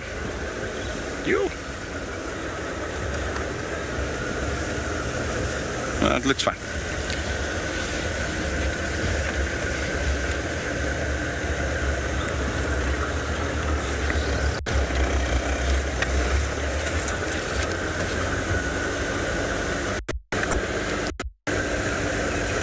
Might be worth a while to just maybe somewhere around here stop again and listen if we can't hear this. Maybe you can hear branch breaking or hear them trumpet, make that low sound again.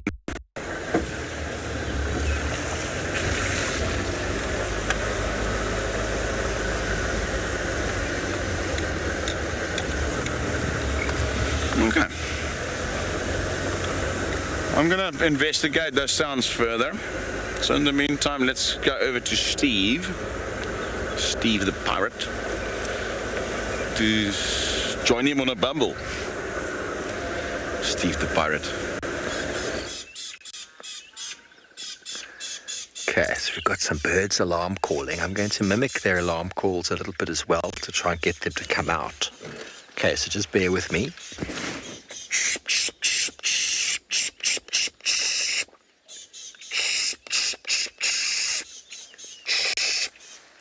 Now it's up to you and Paul to spot these birds as they jump around in the thickets. There's one at the back.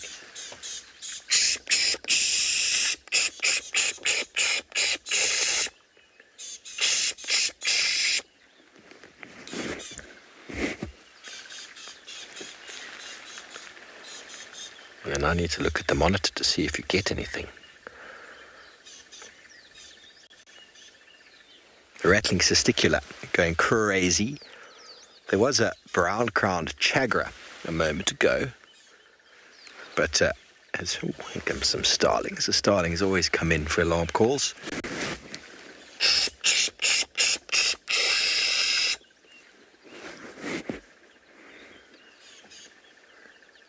Waxbills are normally quite good as well.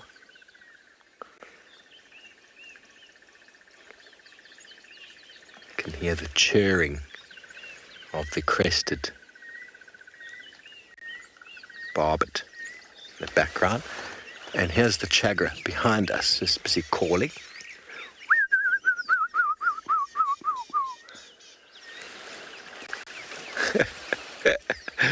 The birds are playing games with us today, everybody. We're going to carry on because they clearly don't want to come out and say hello.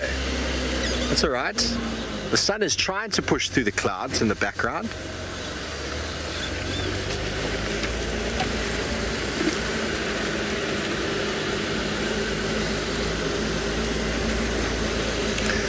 Hello, Zach, age 13. You want to know if you need to know all of the birds to become a guide? Well, I certainly didn't, Zach, when I started. I didn't know many birds at all, but you start to learn them.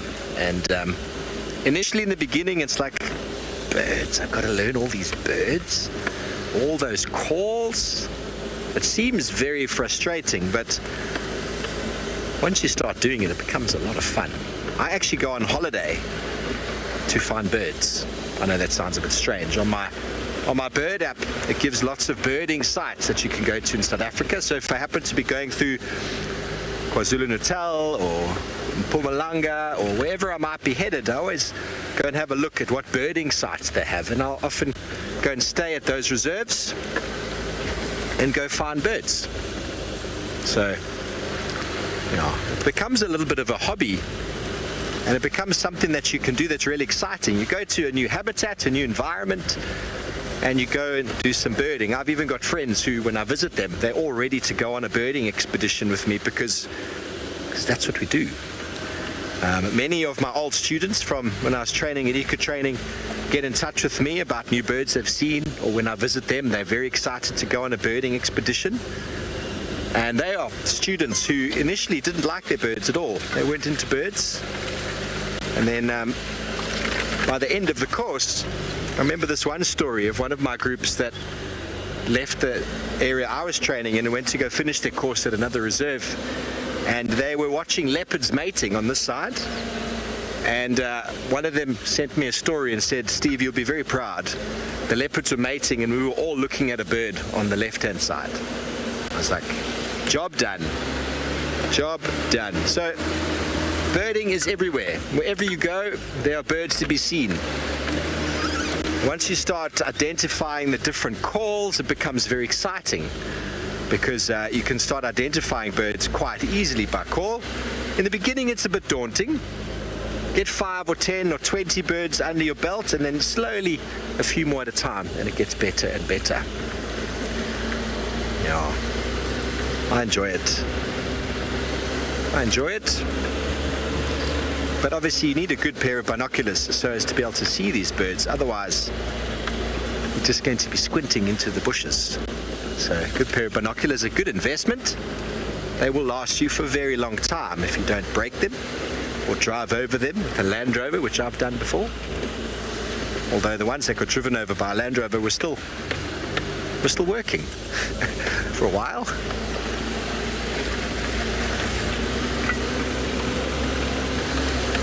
So birding is the most up-and-coming hobby in the world, and it's a very passive way of going around and seeing things. And many people are spending a lot of money on all sorts of scopes and paraphernalia for for birding, and it's contributing a lot to conservation. A lot to conservation. People coming and staying at a place, all to just go and have a look at birds. It's fantastic. I love it. So I didn't quite understand Raphael's question about long legs.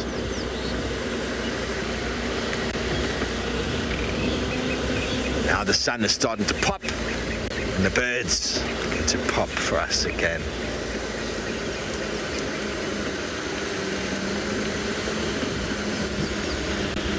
Raphael, I have absolutely no idea. Legs and floating, I don't think they've got much to do with it. It's all about buoyancy. A bird with long legs generally is one that walks through long, deep water, wouldn't need to float, but I think all birds can float because they have got preen oil on their feathers, which makes them very buoyant. So I don't think floating has got anything to do with legs, but sure, feel that. Suddenly the sun pops, and my barometer tells me it's time to take off my jacket and my mic pack out of my pocket at the same time. Black jacket is great when it's cold. When it gets warm, it cooks. So quickly off the black jacket. Sure, just like that, eh?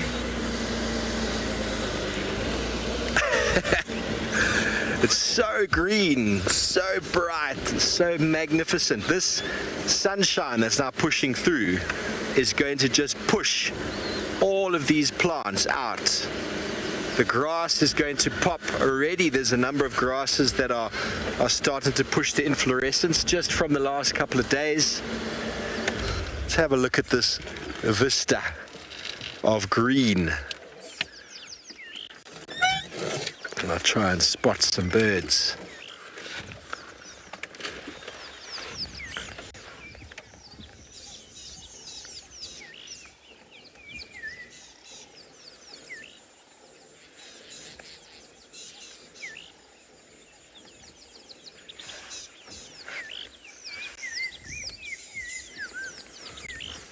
Black crowned chagra calling.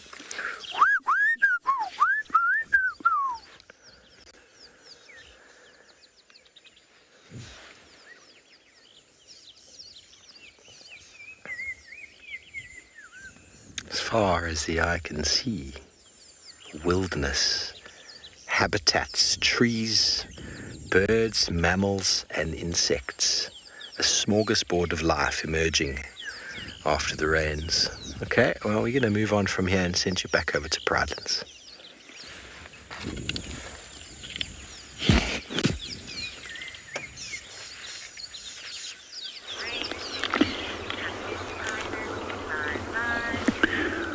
Welcome back to Bushwalk. We're just going to allow for a quick silent segment as well as share a little bit of a landscape with you and give you the opportunity to listen to the different calls of birds in the background.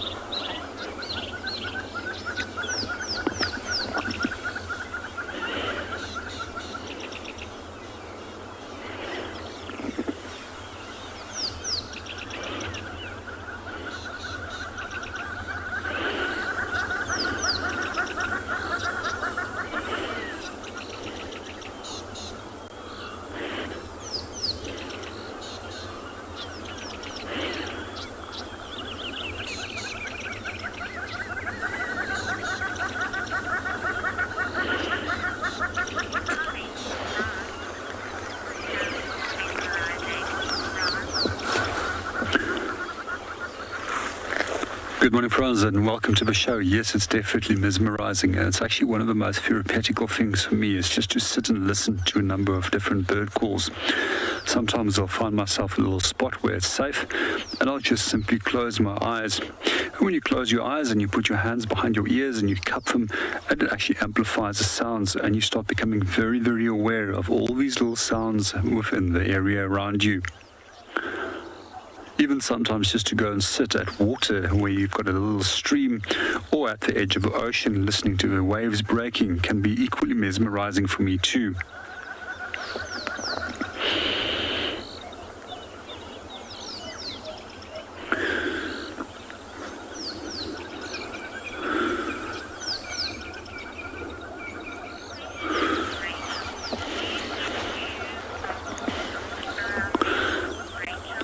Good morning, Rachel, and welcome to the show. I wish that we could find them in Southern Africa because it's a bird species that I would definitely like to put onto my list. We tend to find them just outside the Southern African distribution, and for those of you that would like to know what is the Southern African distribution, that's basically Namibia, Botswana, Zimbabwe, and the southern half of Mozambique. They tend to be a little bit more common in areas such as Tanzania, and up into Kenya and other parts of East Africa. I find them also to be fascinating storks, and that massive bill that they have is purely designed to strike through reeds. And one of their favorite food types that they like to go for is actually lungfish.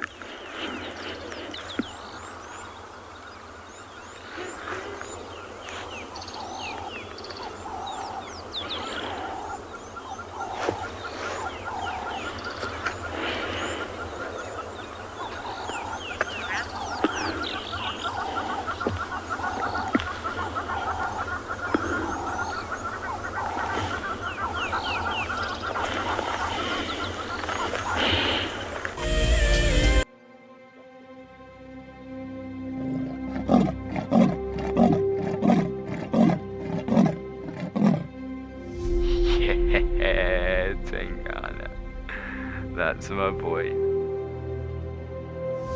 It couldn't be a better morning. This is just too special. Wow, what a way to start off.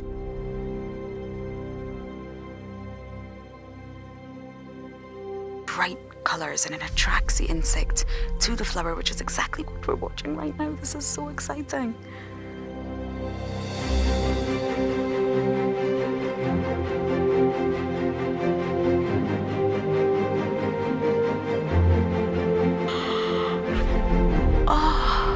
There's two. Hello, Mama. It's all good. Hi. Hi. The smallest baby black-backed jackal I have seen in the wild. Look how full the belly is. It is so incredible to spend this time so close to an African penguin. They just make me feel alive. That is incredibly sweet. Grooming each other. Play is vital. This is how they learn. This is how they would tackle prey. There you go, there you go. There you go, there you go. Heart is pumping right now. Look at this, everybody. We got a live kill. There's nowhere to go. It's just such an incredible privilege to be out here. It just keeps on delivering.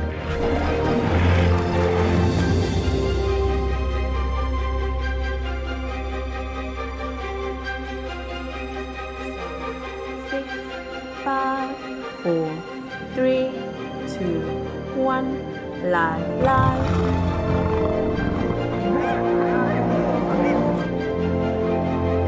There she goes. Going for the youngster. She got it.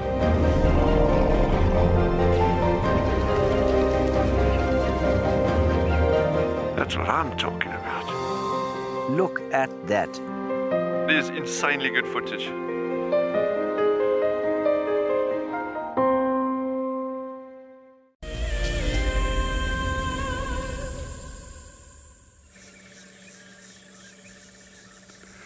It's been some time since we had a primate on camera.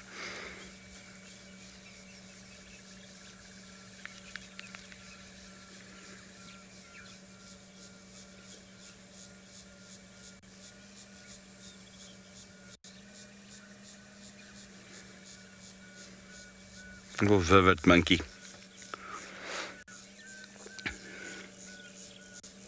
And the rest of the troop is very likely down in the drainage below him. And he's basically like a sentry, just sitting there scanning. And very often, these guys leads us to leopards. When they sit up in the trees like that and they spot a leopard, they start alarm calling, which is this very peculiar sort of chattering shout that they do. And if you hear that and you can see the monkeys, just look at their faces and you can sort of see the direction in which they're looking, and that will sort of like give you a direction to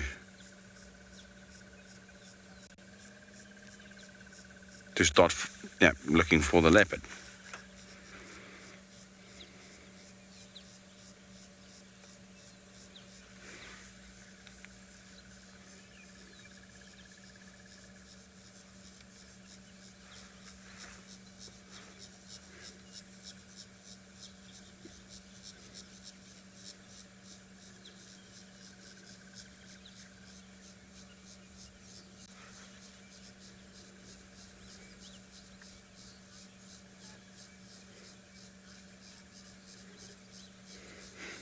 Hi, and good morning, Denise. Yes, he does look very comfortable up there. Very well adapted to a life up in trees.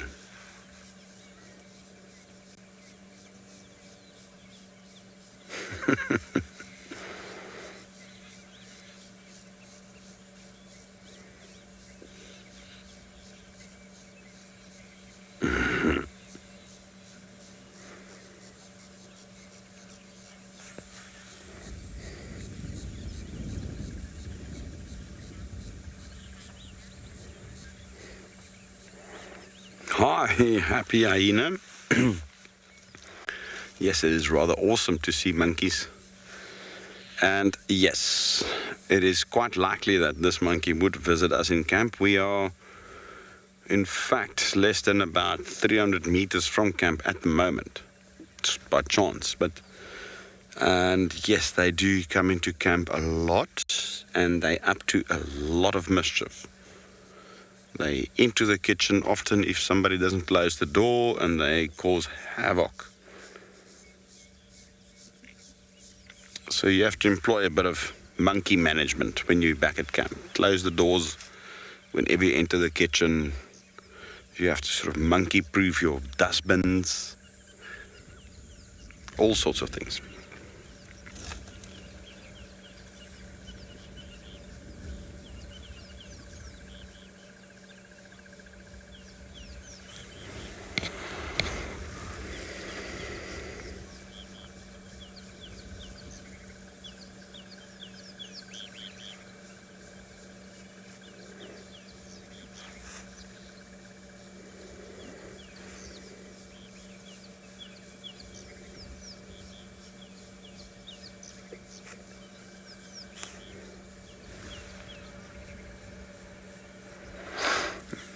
Funny, I didn't see any sign of those elephants that we heard.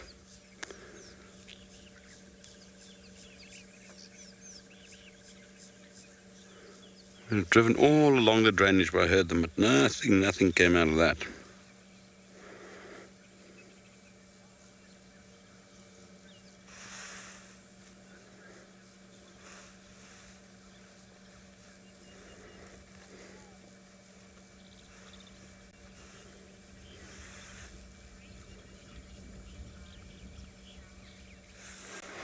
Hi, good morning, Michelle. And yes, the rest of the troop, although I don't see them, they will be somewhere close by, probably in the drainage below.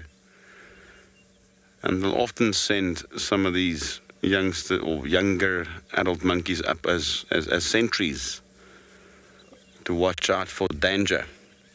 And that could be leopards, eagles, all sorts of things. I mean, there's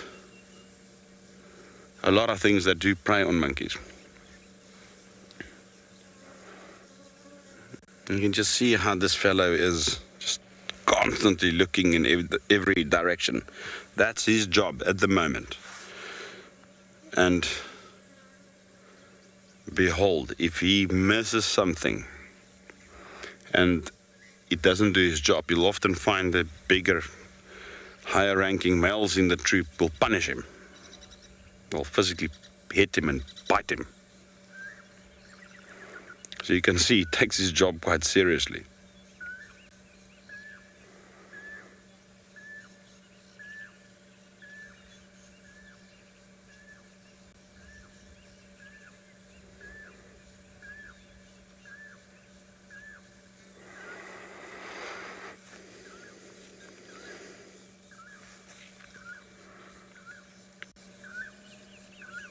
It's just nice seeing them not doing any mischief in camp, you know, just seeing them out here in the bush.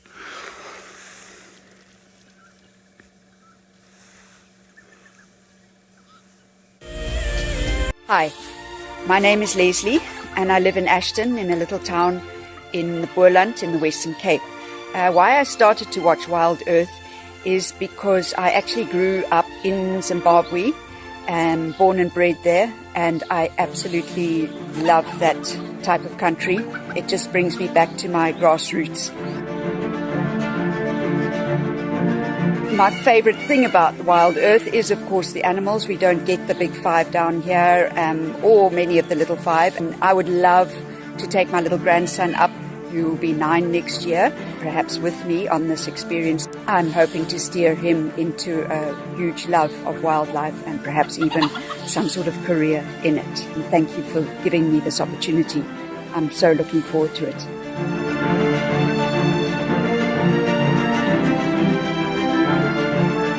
WildEarth Explorers, it's in your nature.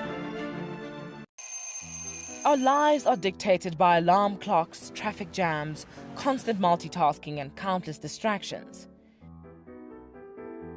The wilderness is where many of us feel the most human. On a bushwalk, we become part of the natural landscape. As you step off the vehicle, everything comes alive.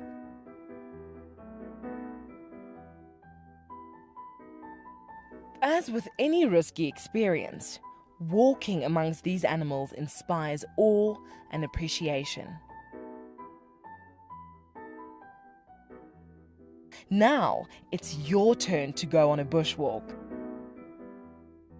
Join us from Pridelands as we slow down our thoughts, put aside our distractions, and reconnect with a place that first taught us how to be human. So there we go, look. All three in one frame. Look at that, isn't that cool?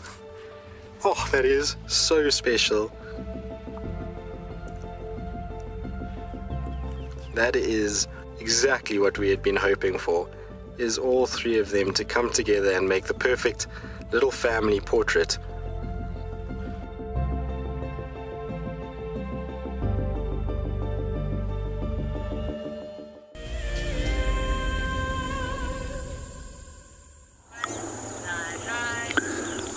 Welcome back to Bushwalk. At the moment we are looking at Mariepskop and the Drakensberg Mountains. Quite often we have mentioned that it is one of the highest peaks in this part of the mountain range, and it's approximately 1,950 meters above sea level at its highest point. One of the things that I do find particularly fascinating about it is the diversity of birds which it offers, as it is actually a forested habitat that leads up to the top of the mountain, and then right on top of the mountain we've got a very similar plant structure that are similar to the fynbos which we find in the Western Cape region of South Africa. Last week, or the week before last week, while I was on leave, I actually did go and give Mariepskop a visit. Unfortunately, we got in a little bit late. However, the birding was superb as normal, and it offers you a number of incredibly nice forest species. Some of those were Nerina trogon, and we were also finding grey kukushrike, Cape Batis, and also Neisner tarako, and a host of other species. Right on top of the mountain, we're also very fortunate to actually find Cornish sugarbird, which is one of my favorite species of sugarbird, and they specialize in feeding on nectar on the proteas, which we find on top of the mountain itself. The moment you'll actually start noticing that there's cloud that's moving up against the mountain, and we refer to this movement of air as an Catabatic wind. And literally what happens is we find that the lower slopes of the mountains get heated up and air starts moving upwards as it heats, and so do we see the clouds start rising to the top.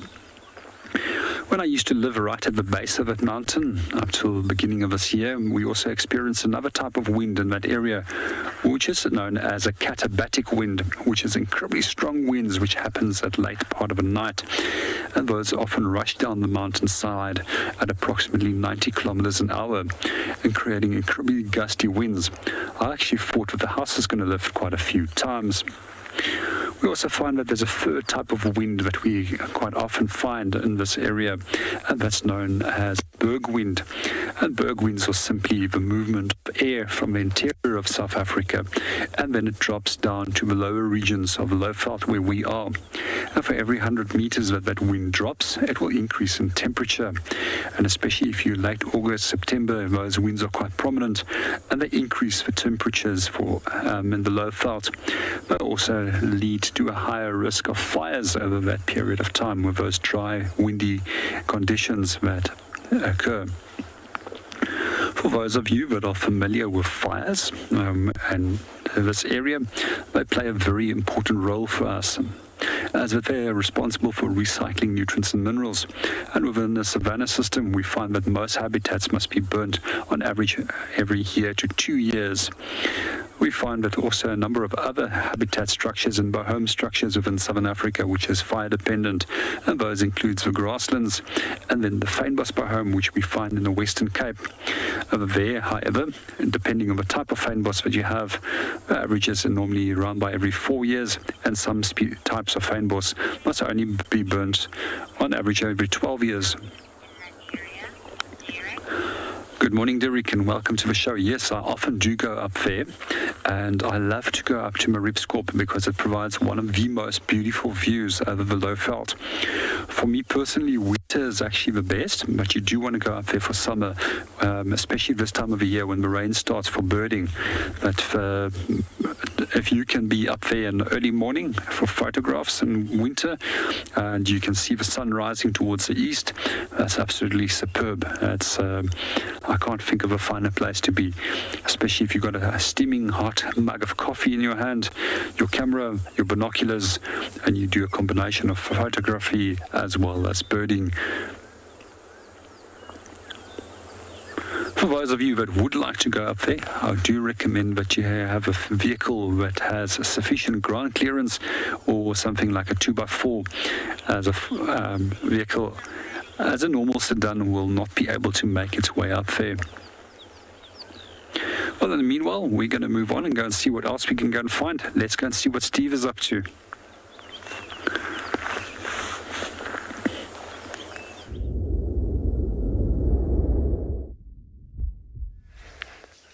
Crested barbet, Kaifkop houtkapper in Afrikaans. Very pretty bird, very colourful. It's just jumped up into the bush above. Cavity nesters. We heard their loud chirring call a little while ago.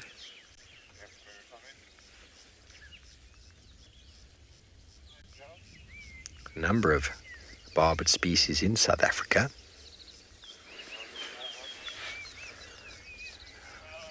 And they are regarded as being quite omnivorous. Right now is on the termite mound, possibly feeding on maybe some alates that have come out.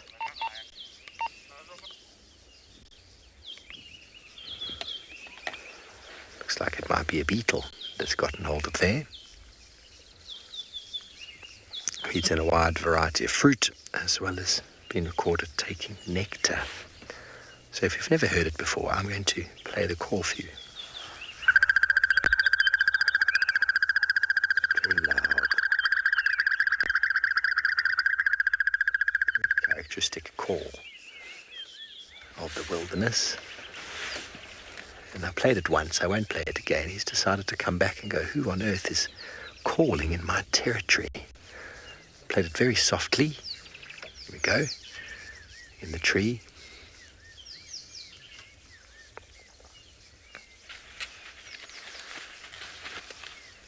Now, after these rains, with the emergence of all the insects, you'll find many of our birds starting to breed.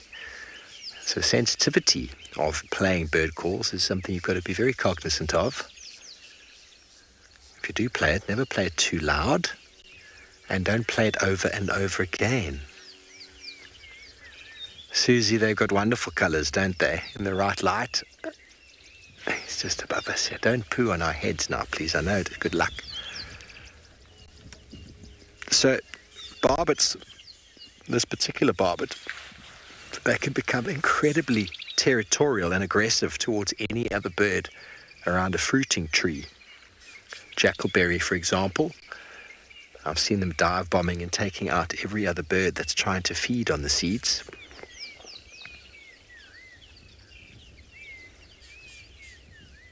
It's now currently perched in the marula tree.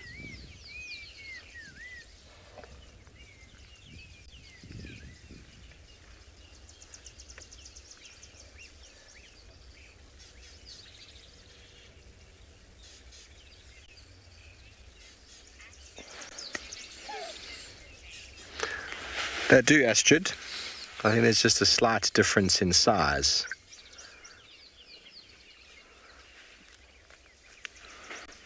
There's a slight difference. The male has got more of a yellow face, which is more speckled with red. The female is similar but less brightly coloured. In this light, it's very hard to tell the difference.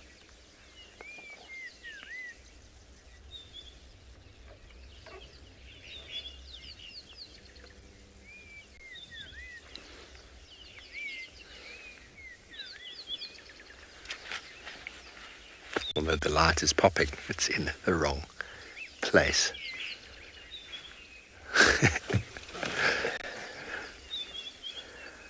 Okay, well, we're going to head on over towards Treehouse Dam, see if anything's come down there to drink.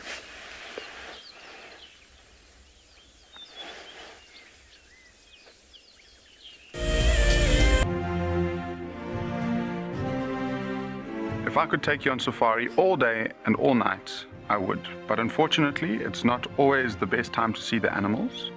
Now, in between safaris, you can watch the WildEarth Channel with loads of extra shows.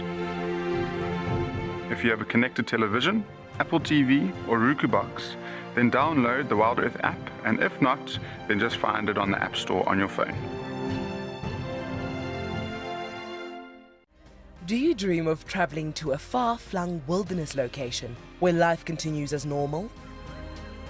A place where you can escape to nature and breathe. If you become a WildEarth explorer, then this could soon become a reality. Subscribe today and stand a chance to win regular travel prizes. WildEarth Explorers, it's in your nature. Converging game path will invariably lead you to a water source, but treat all water as suspect. One of my favorite ways of purifying water is to filter out the particulates. And by just filtering it through your sock, you can clear out most of those. You can put water into a snail shell and you can boil it over a fire or using a chemical like chlorine or colloidal silver.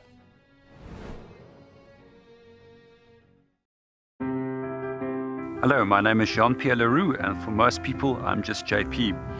In terms of a profession, I work as a professional tourist guide on a national level, both for nature, culture, birding, as well as adventure. I'm also qualified as a marine guide. Further, I also work as a trainer, assessor, and a moderator when it comes to training field guides. There's quite a wide range of different survival skills that I have out here. But one of the most important ones that I would like to share with you is how to deal with extreme cold to prevent that the body will shut down. It's actually very simple. You take a tea candle, you put that between your legs and you light that, and then bring a space blanket over yourself and wrap yourself into it. It's just very important that you don't get the naked flame and the space blanket in contact with one another, and that helps you to actually heat up the body very rapidly under extremely cold conditions.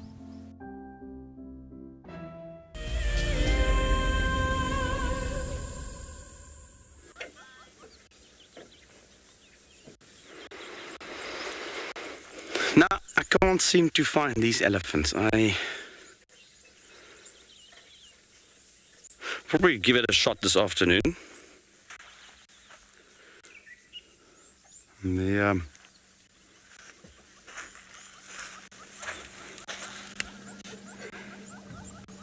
monkey is starting to come down the tree.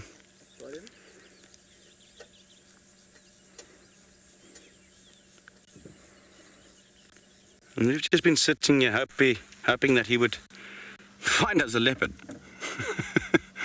Look at him. A little boy.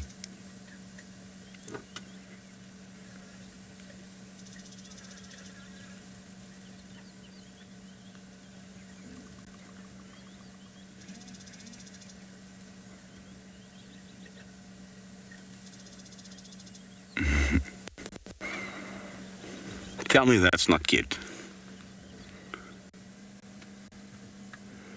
I always wonder why we as humans are so fascinated by primates, monkeys, baboons, apes and so forth. Probably because they are so similar. I mean, they even have fingerprints, believe it or not. Oh, there he is.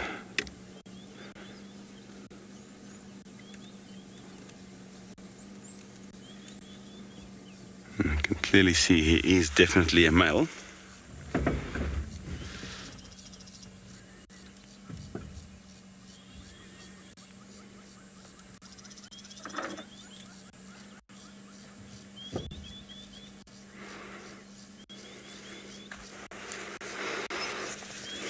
Now let's go over to Steve, who's made his way to a waterhole.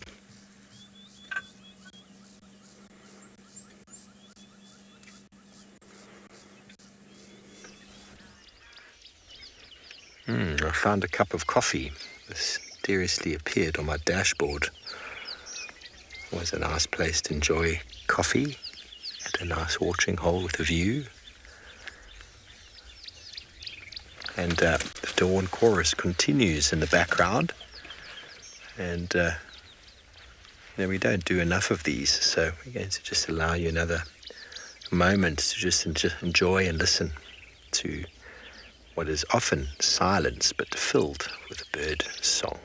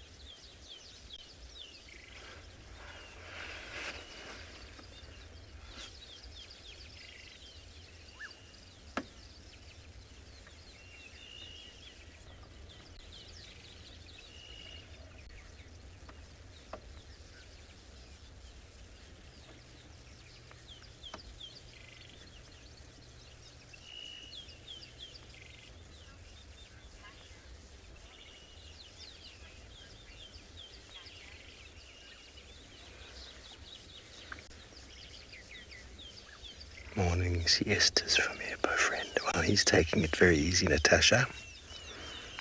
Very easy in this watering hole that is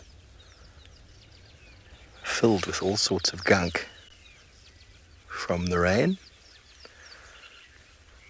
A bit of scum that's been pushed down off of the surface of the earth.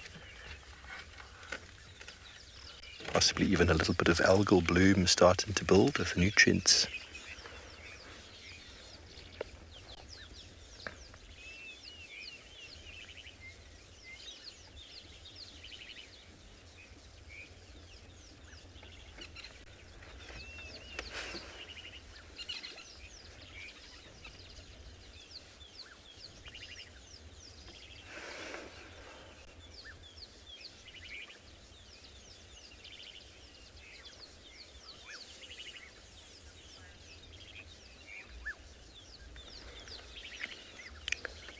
Sean, well, he's defending a territory which includes this watering hole with the hope that a mate will be attracted to it. So that includes food resources around and enough suitable water to sustain them and keep their body wet during the harshest months. So now with water available all over the place, hippos can move, and hippos generally, the biggest and strongest, will defend and look after the most productive areas with the most amount of water.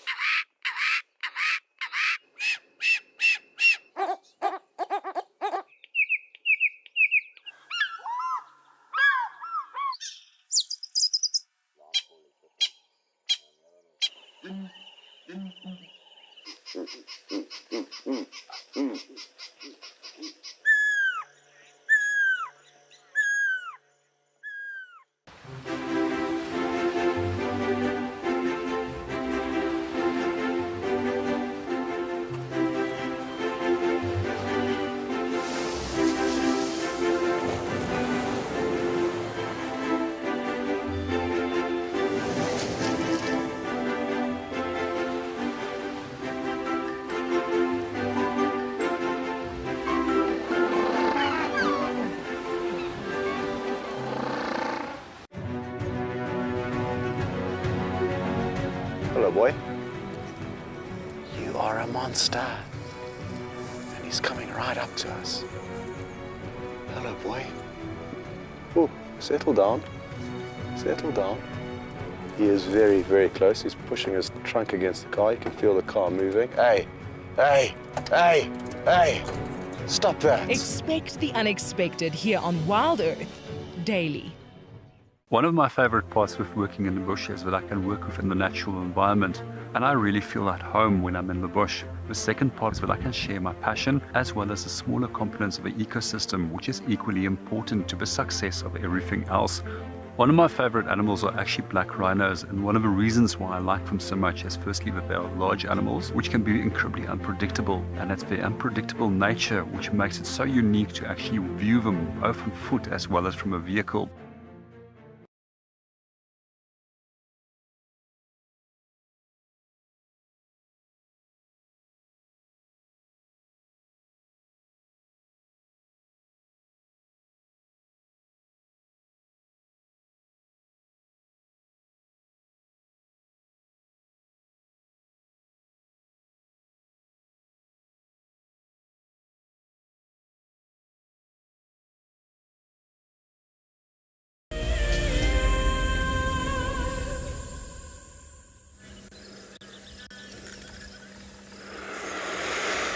Now, earlier somebody asked if the rest of the troop are close by, and there's our answer. So they're all around here, all spread out in the drainage below Djuma Dam.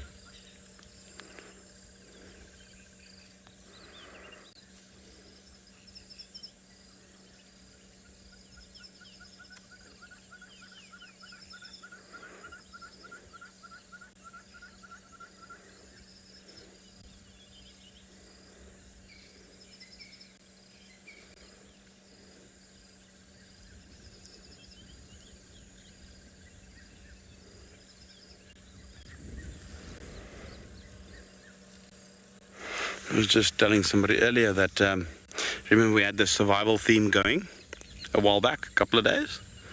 And this morning I just sort of briefly chatted about that plant. I just want to add to that, you know, if you're stuck out here and you need food, you can observe vervet monkeys, and everything that they eat, you can eat. It will be safe. Not baboons. Don't eat everything baboons eat. They've got a much higher toxins as well as microbes that can make us sick. But monkeys, vervet monkeys specifically, out here, you can observe them and you can eat pretty much everything that they do.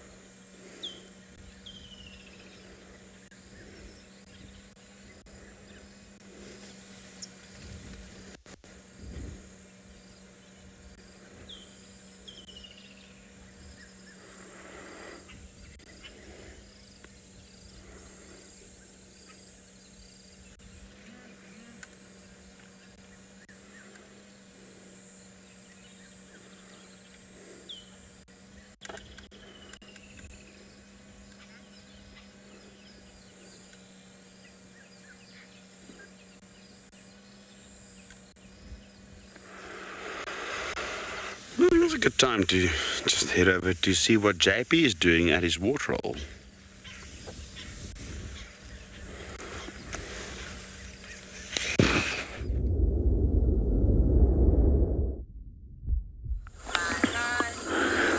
Welcome back to Bushwalk. We decided to end our walk at one of the dams in the hope that there might be some animals coming in to drink as it's now warming up. So far, we've had a little bit of birding that's going for us in our favour, and some of the regular birds over here, some of the red-billed buffalo weavers are present. We also had some glossy starlings. Our resident pair of Egyptian geese is there, as well as the little grebe, and the blacksmith lapwings are still out here as well.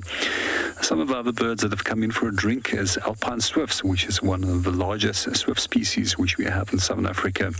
I just love them. They often come and skim the surface for a quick drink and then they just move off.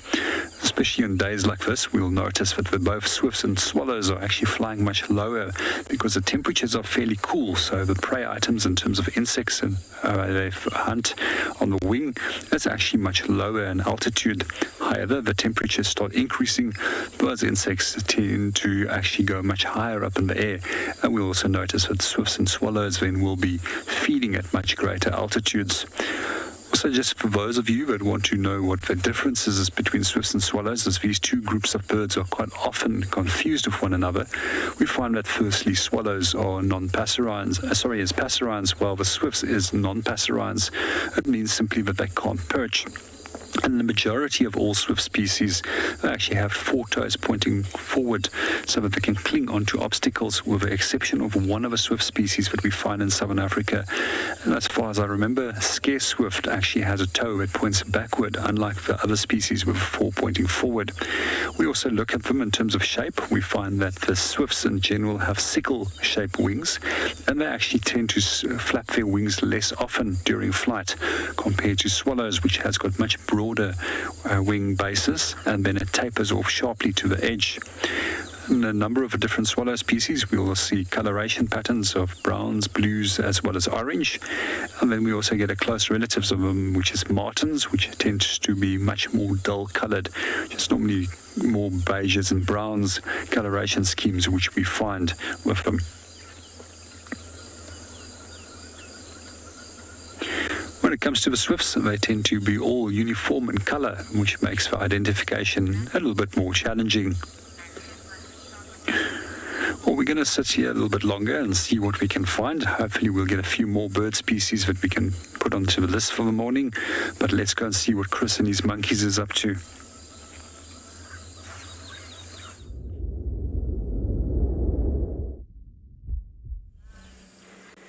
Still with our monkeys. And they're just so much fun to watch. Just couldn't leave them. And it's not often we get them on camera this calm, you know.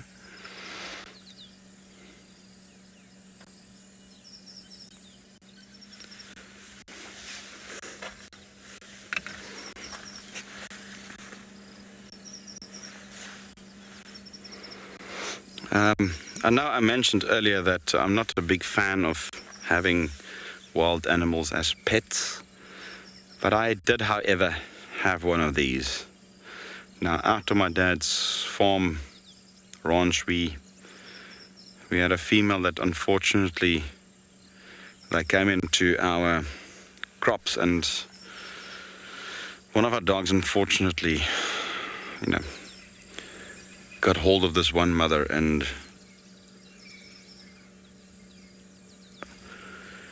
terminated her. And I couldn't get it over my heart to just leave the little one. And we hand-reared it. And he became like family, I tell you that. His name was Andries.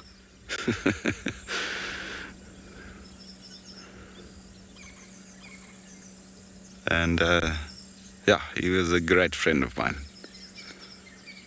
But they do get aggressive. So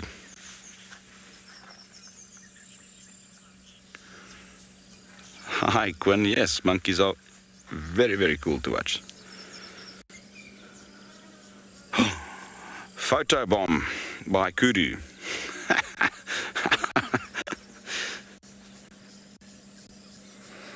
Some Kudu photo bombers there.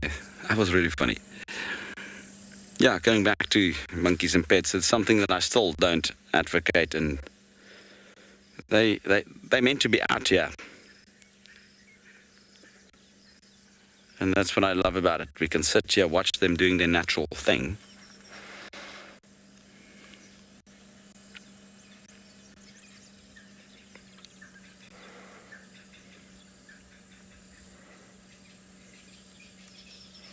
There's the baba. That's tiny, eh? For the first couple of weeks, they cling onto the mum's belly like that.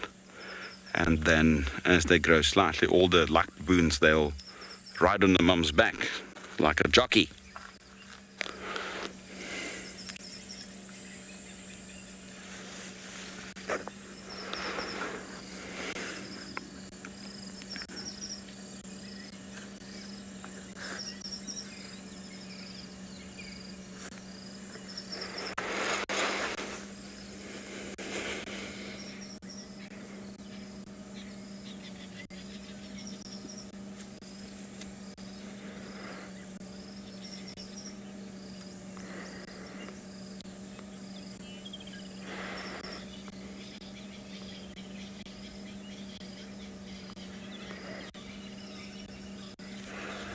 I just love watching them, eh? There's this big male that comes into our camp every single day, and he's giving us a lot of hassles. Monkey, that is not Kudu.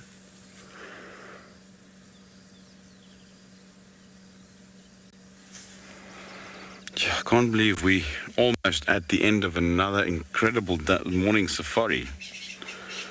You know, just before you know, it's done. But then again, there's another opportunity this afternoon.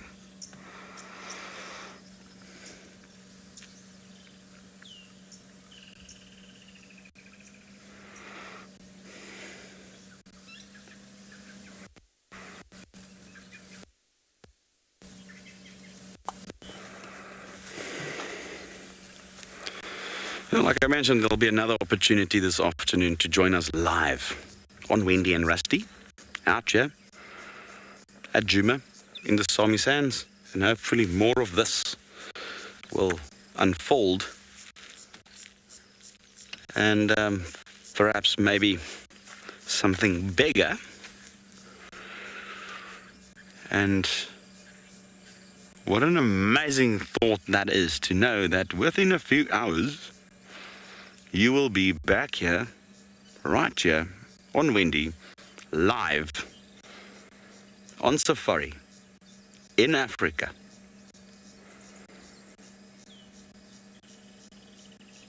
And hopefully that will be another incredible adventure into the African bush.